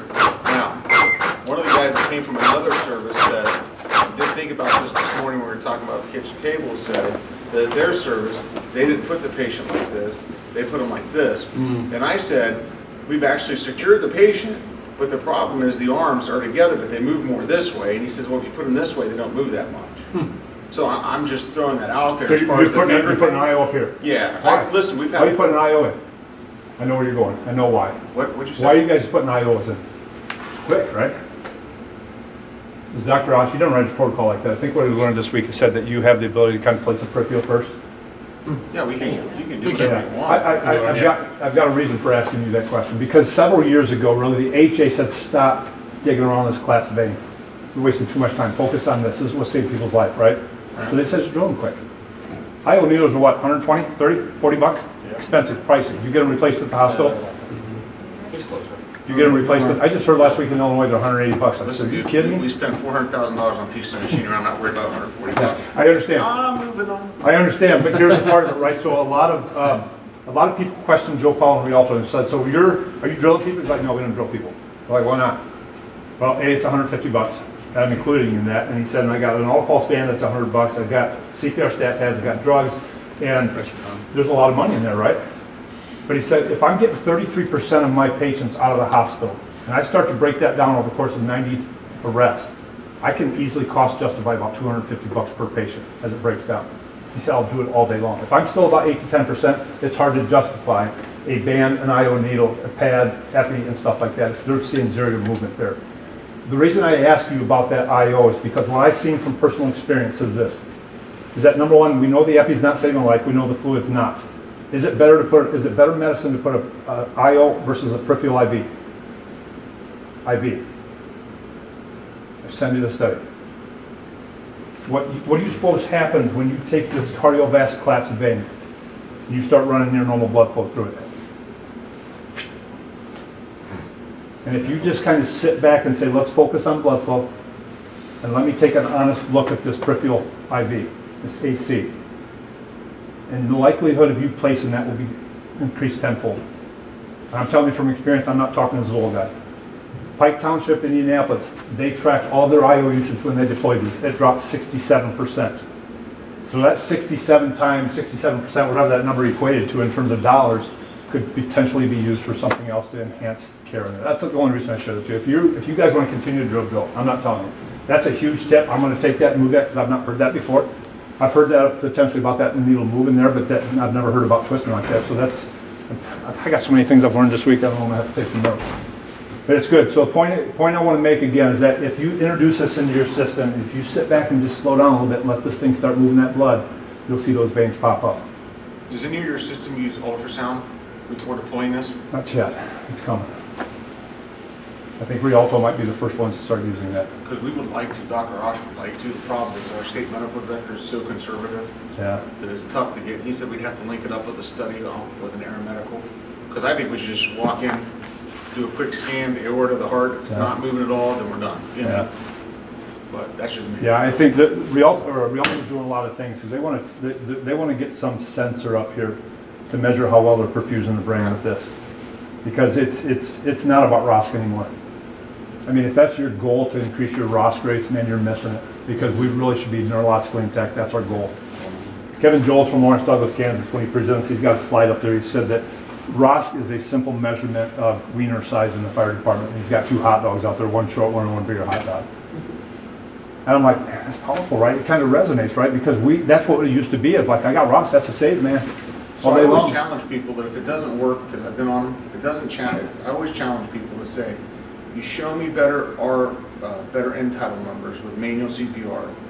So we've seen it, and you put this puppy on, and you see it absolutely just.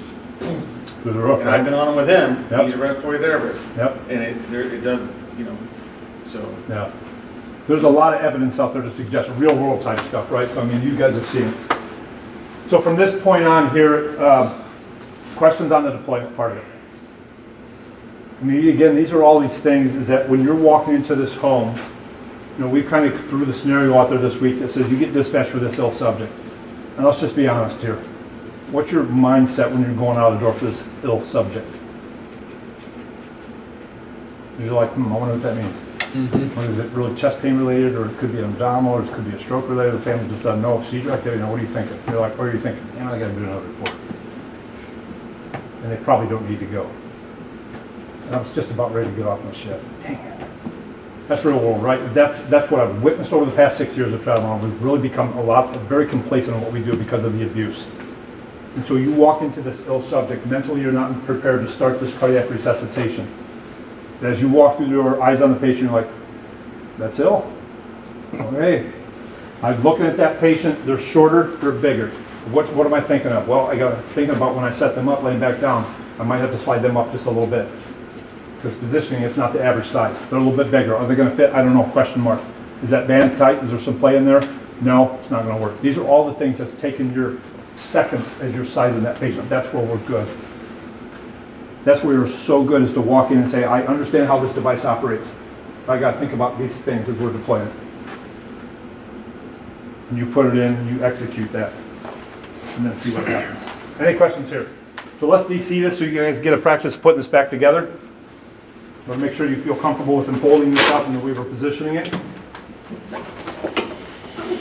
And then we'll let the next group go through it, and then we'll move over to the other group. How much does the patient have to move before it kicks off the sensor bar? It depends. It honestly depends. Because that 20% reduction, right, that has to change. So if they shift down a half inch now, I think it's more importantly, so let me give you another scenario. Monticello, Indiana, we deployed their auto pulses about 3 weeks ago. We went in there, did the training, they ran a cardiac arrest, I got a phone call, like that thing ran awesome on the ground. As soon as we picked them up and put them on the cot, the board stopped, we couldn't get it started again.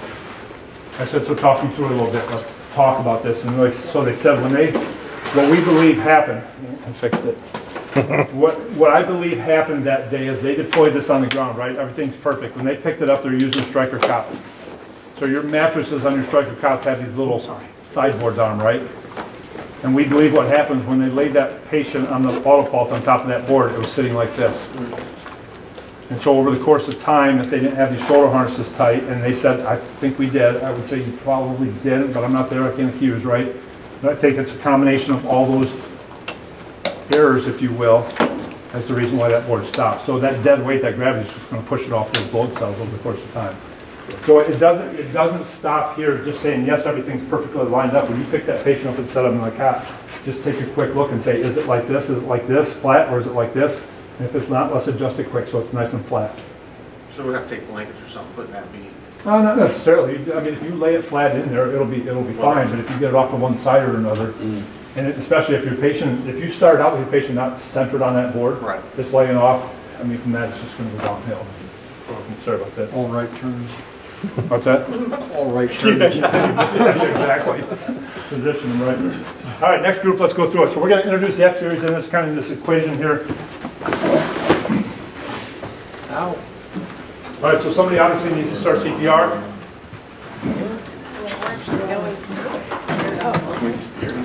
So who wants to run the X series? Thank you. Okay.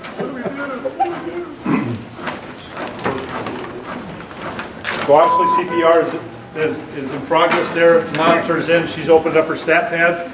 You're going to cut the close are cut. You're going to lift your hands. As soon as she's ready, accelerometer goes on. 1 second pause. Awesome. Now that monitor is again sitting right in front of him. That's enough. That's a change in itself, right? Is to be able to say, I got to take my eyes off of my hands now and look at that monitor. So are you guys ready to go? How do you know? White? Yes. White. Everything's good? Yes. Looks good. Push Green lights. Yes. No red lights? Yes. What's the fourth one? Push harder. I got nothing. You got nothing? You don't know? Lined up. Is it lined up? So let's scoot it over, right? Let's get it centered up. But there's one other thing you should be making sure of. That material. That material's got to be laying on top of that board. You want to get a hold of that handle if you're going to drive it in, or most importantly, if that material is laying down here and you drag it in, where's your patient going to be positioned on that board? Sorry. Lower, right? Because that material's in between them. So A, here comes a long pause while you reposition it. All right, so are we ready to go now? Let's make sure we're doing this because I don't want that material down that way. Slide. Yeah. Slide under. Slide right in. So, let's step over so you guys know that's illegal, sorry. So who's going to pick the patient up here? So here's another thing that we learned this week from this guy. As you get ready to pull that up, we didn't learn it from you, but in your position. So in your position here, one of the things you can do is you're sliding that board in. You can be directing traffic. You say, dude, you're going off at an angle. He's not lined up. You're doing nothing more than holding that patient up. So just communicate as you're pushing in. So whenever you guys are ready. How's the CPR quality? Is it good or not? Good compression. Not bad. Oh, I see. He even told you. Good job, Kyle. Sorry. Always a teacher. Well, this guy's not real, so it's not going to be practical. So look at that single bar. All right, come back in. All right. 1, 2, 3. Line up. Go ahead and turn it your way, Claudia. All right, now lay her down. All right. Yeah. Going down. Perfect. First guy this week that supported the airway in the head. So again, if you held those arms up, right, that would give them some space to put the bands on. So the straps don't have to go on right away, No, right? no, no, no. Because I think that's the misconception. Especially if you have a larger patient that has to go on right now. Only when you get time space. 11 seconds, I said. Oh, nice, you're watching. You're doing approaches, all those bands or those straps being. Right, but I think the conception is, that everything has to be secure, then you have to.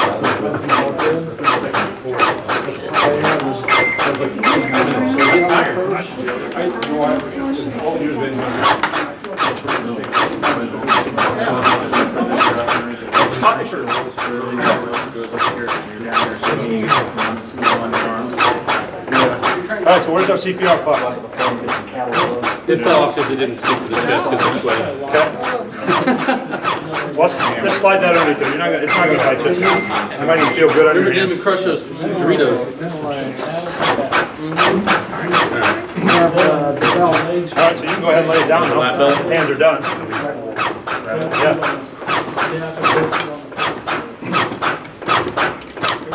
Now if you just lift his legs up again, grab the yellow handle that pulls up.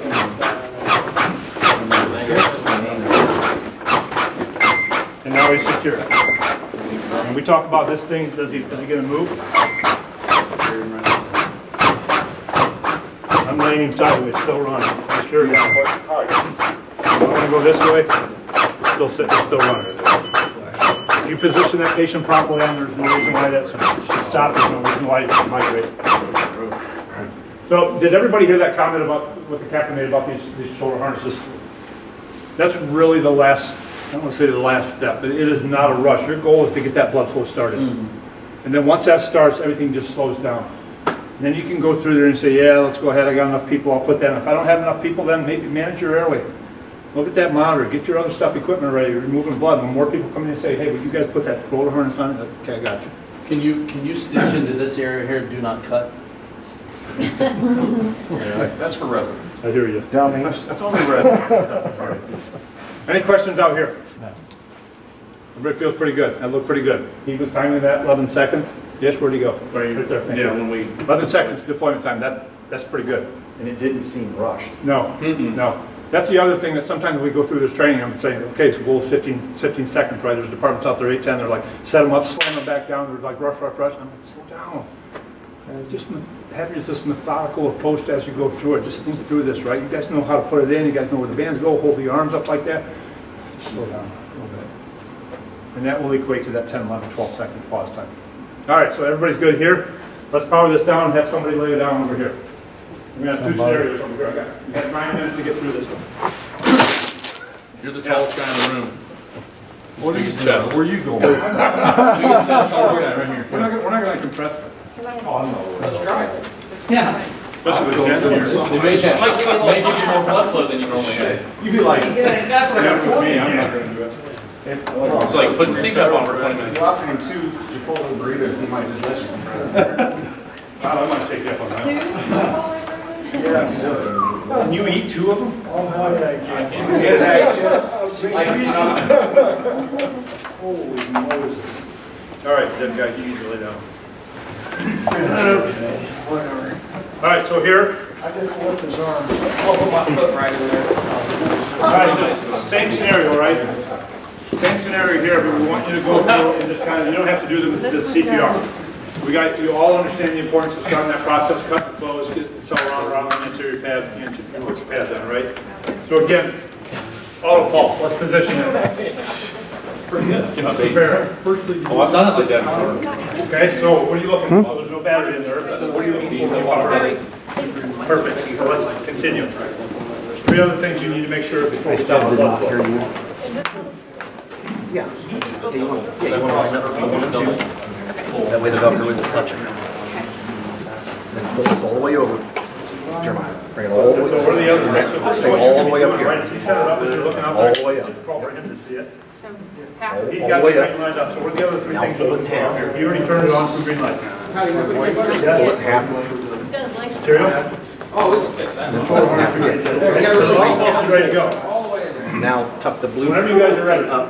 When you set him up, slide the board into this, hold it. Big toe prostate tube. Great. All right, just push it in there and pause it. Just hold the dead guy up. So as he lined up, Yeah. but this guy can, right? So you guys, this guy can look at it and say, is he lined up? So as you lay him back down now, lift his arm, leave his arms up. Look where that yellow line is. Pull that apart. Yeah, good. Perfect position, right? So I would agree with you. I think he's off center a little bit. Off center. Yep.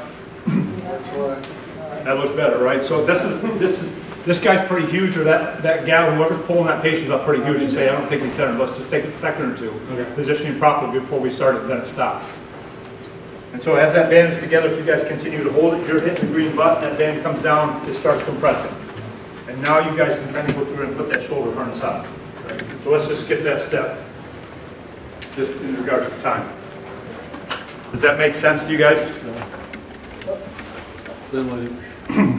Another thing too that I found, like I was telling Chief here, I probably deployed it 6 to 8 times. And a big issue is that one-handed layover. And I remember the early training is that thumb and fingers pinch and you place. And then, see what I mean? I use my Or yeah, same thing. It's the same thing. It's just when you're grabbing it, you're not doing. And this is what I taught. I also taught him at the station. We're not doing this. We're holding it. We're literally holding it. So we're touching the yellow band, placing it on the yellow spike. Because if we do it any other way, if we do it like this, you're not going to line up right. If you do it like this, you're not going to line up right. You touch the yellow to touch the yellow. And that's one of those little bitty things. Second or two, right? Touch the yellows and put it over the spike. Exactly. Thank you. Take my jacket off on that. Hold on to your life. All right, so if we took this one step further, is he secured down? No. You gotta watch his glasses. You won't read his glasses. No. Is it tight? So the other thing, just to get an experience, I mean, if you guys picked his legs up and then pulled the yellow out, I mean, if you didn't pull and pick his legs up, you would bust your back.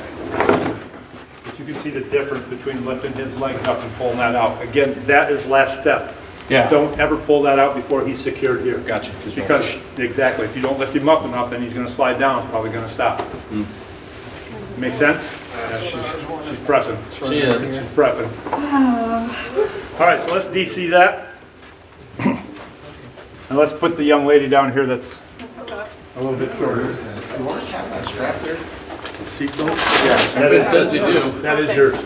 Unless they cut it off. Someone might be missing on They may have been cut off. If they are, just let me know. I know that. But that's attached to yours. Yeah, or yours. It's global. I mean, like all the time, they cut the band, put the light band on, then they cut it, and that creates a user budget 45, and you have to manually fix it. They've always had them cut the straps, they've had them cut the blue tarps. It's usually the best. Well, if we have one in the ER, I will stand bedside with them so they don't cut anything. Yes. And help them dismantle or remantle, and because they've gone to manual CPR before in the ER, and then I said, we can put this back on, we're gonna get more blood flow with this, and they're like, yeah, do it. I mean, some doctors do, some doctors don't, but I'll offer it. All right, so you guys don't have to buckle that up, I'll just save a little bit, so please, let go. All right, so just think for a minute, right? You walked into this cardiac arrest call, you saw him lying on the bed. Right, you're looking at that and you're saying, yeah, he's gonna fit. Number one, he's tall, I don't have to think about anything else other than lining that thing up, right? That's really what we're thinking. It changes now, I walk in and you're like, ooh, I got a shorter lady. And you start to think about, okay, as I'm positioning board underneath her, we may have to slide her up a little bit. The tendencies are, because you got all this adrenaline going, the strength, you're just gonna grab her and just yank her up, and now she's gonna be too high. So these are the things that you should be thinking of and going through there. So again, let's just kind of walk through that same process here to set her up, mainly to put the board underneath her and see how she lies on her. She may be okay, we'll see. All right, give me your hands. Are you ready? We're going right here in the crotch. Getting it ready. Pushing her off, pushing her off. He's way too excited to do this. You guys ready yet? Yeah, there's no better. But You went out through it, you guys slide them underneath her. Let's lay her down. So is it positioned properly? You're really directing traffic here. Yes. And you could be looking at that as well, right? Yeah, we're Perfect. straight. Lay it back down. Watch your head. And we are way So hold her far arms up. Where's she positioned? off. Way far off. Too low, right? Way too. And were you tied up against the backside? What's that? Were you tied up against her back? So that's again how she's, Yeah. just the way she's built, right? So you're gonna have to figure out how do we get her up a little bit. Okay, I've got my knees on the top of the board so it doesn't slide on me. 3, 2, 1, pull. Not way too far. So now you're way too far, right? It didn't take much. Down's easy. Oops. So again, the point I want to drive home here is just you don't have to go finish up. Right on the- There you go, rotate.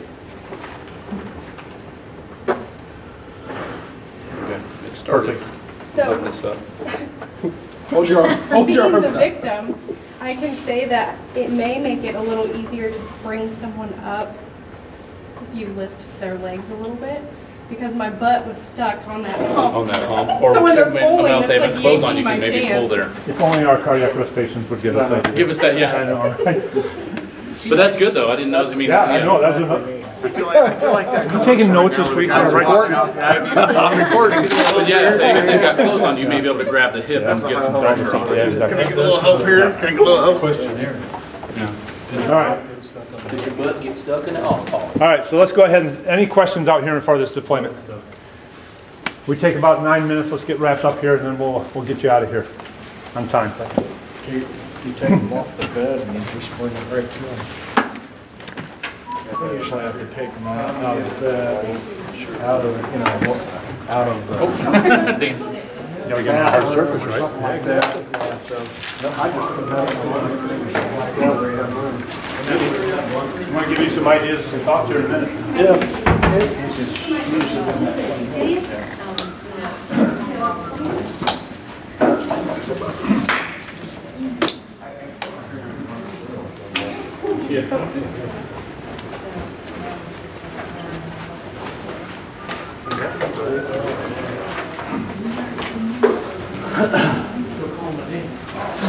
say like nines.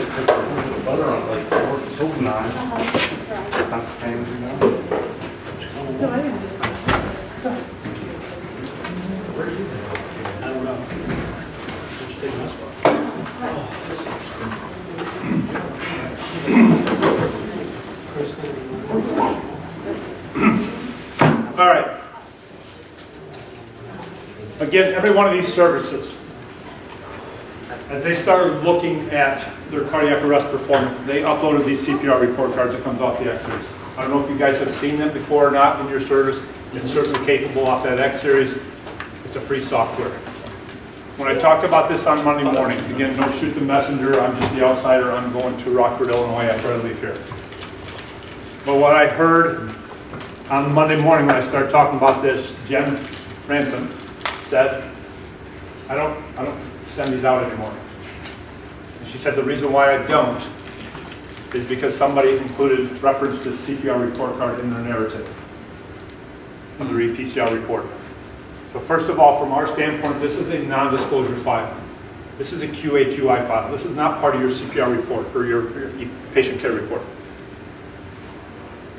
But when you reference this inside of your patient care report, it almost becomes discoverable now.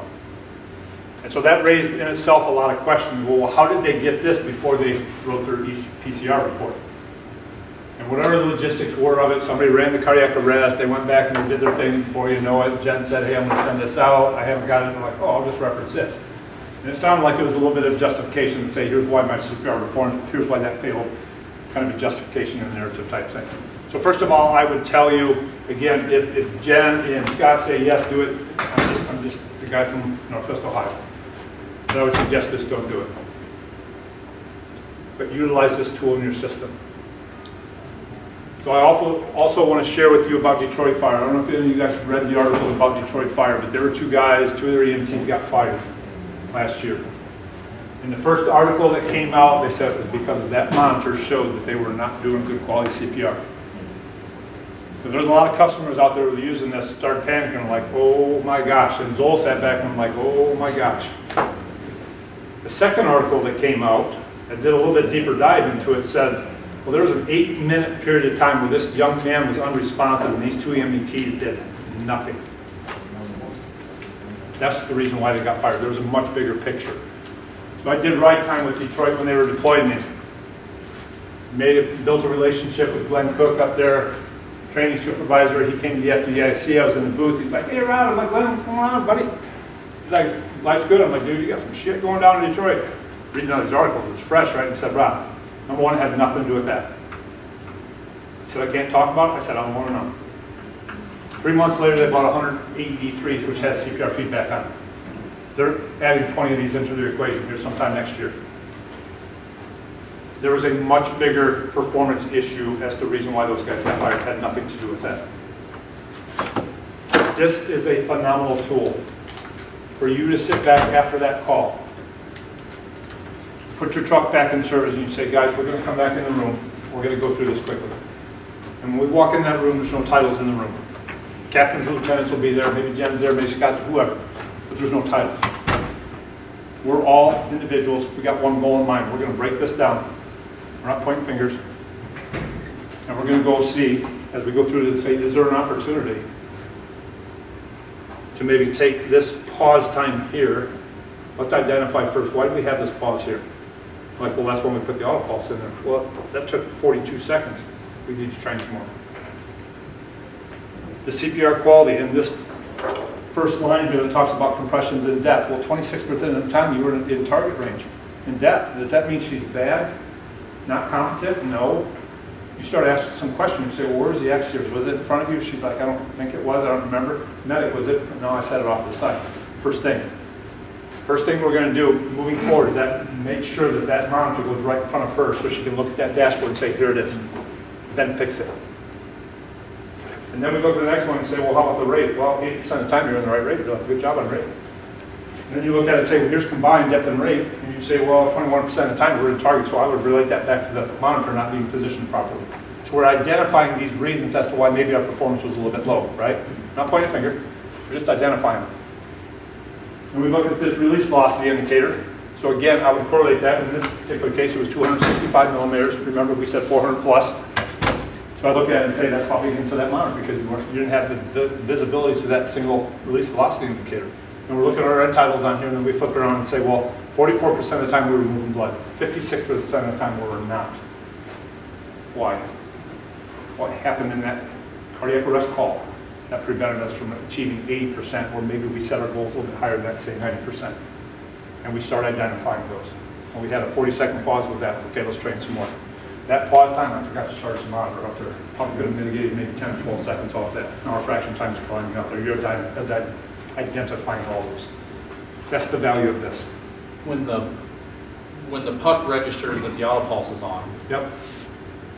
How does that show in there? Does it show a pause, or does it show, it just says, hey, auto pulse is in here, and it assumes that we've got good depth and rate? And so the latest software change that came out says that we will identify the word auto pulse on here to play. But what you would see here, and that's a great question, because if you start to think about this, so if I looked at this call, right, let's just say we had auto pulse introduced in here, right? So what you're going to see is a perfect 50-50 duty cycle, nice and consistent, right? No pauses, it's just running. If the puck's in it. If the puck's in, right, because that's where we get all our information from. But let's say auto pulse in here, my depth and target is 26%. Visually, at first glance, we'd look at it and say, that's bad. But if I had this guy's size circumference in there, what would I expect his depth to be? 2.4? Probably not. Probably 1.8.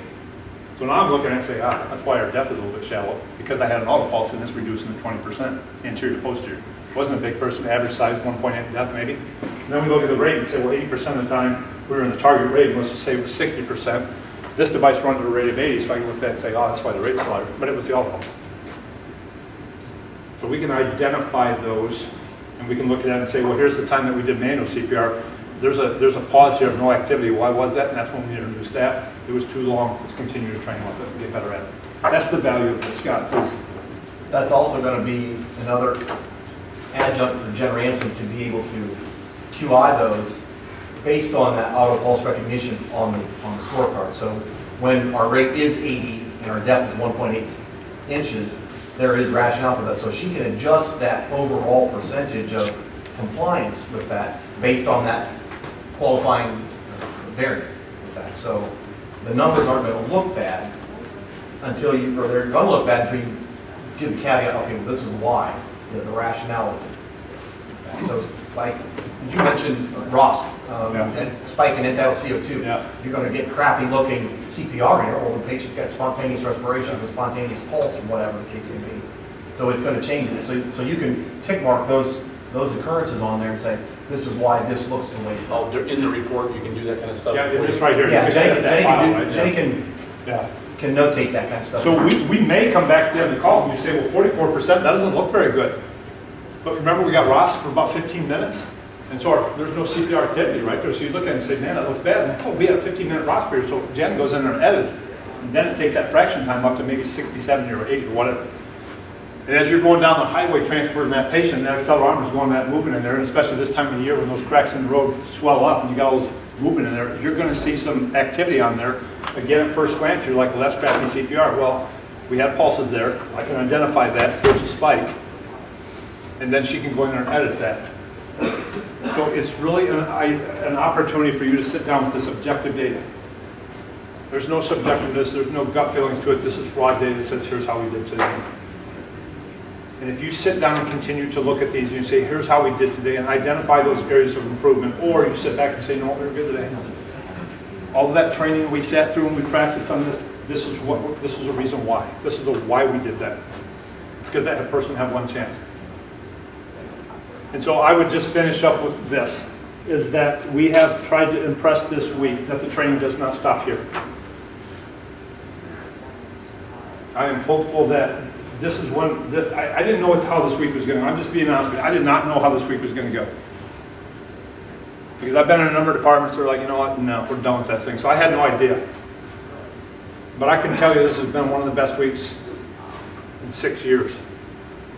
I've taken more away from you guys to push off to more departments as we perfect this system.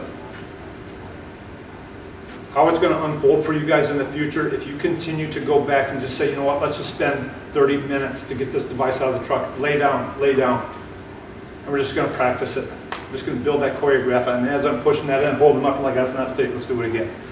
30 minutes. What I learned on Monday is you have time to do that. The run volume does not suggest, man, I'd love to do it, we just don't have the time. And there's going to be those days, I get it. But LTs, captains in the room, just take the time. I hope Scott says, you know what, I'm going to pop out to these stations, we're going to walk in and say, hey, let's go, here's your scenario. We're going to sit back and we're just going to practice, practice, practice. Billy Croft from Naperville, every week he's going out to those departments, he walks in there, so let's go, here's your scenario. They got 12 cardiac arrest survivors walking around today because of all of their efforts.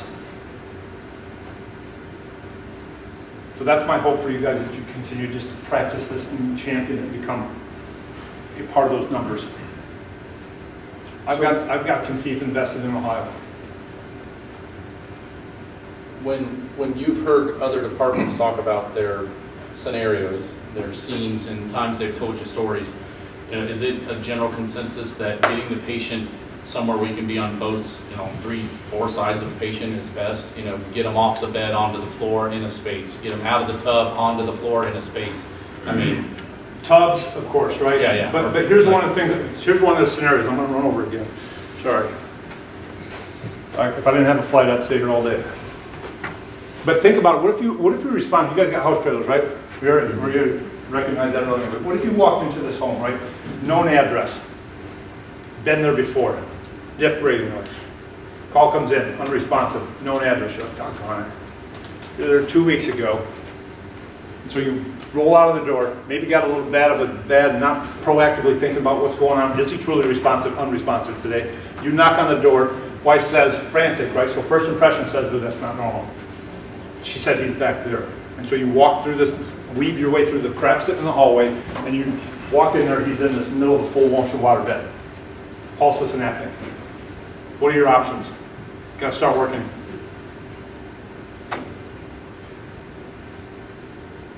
How are you going to do it? How are you going to start the process?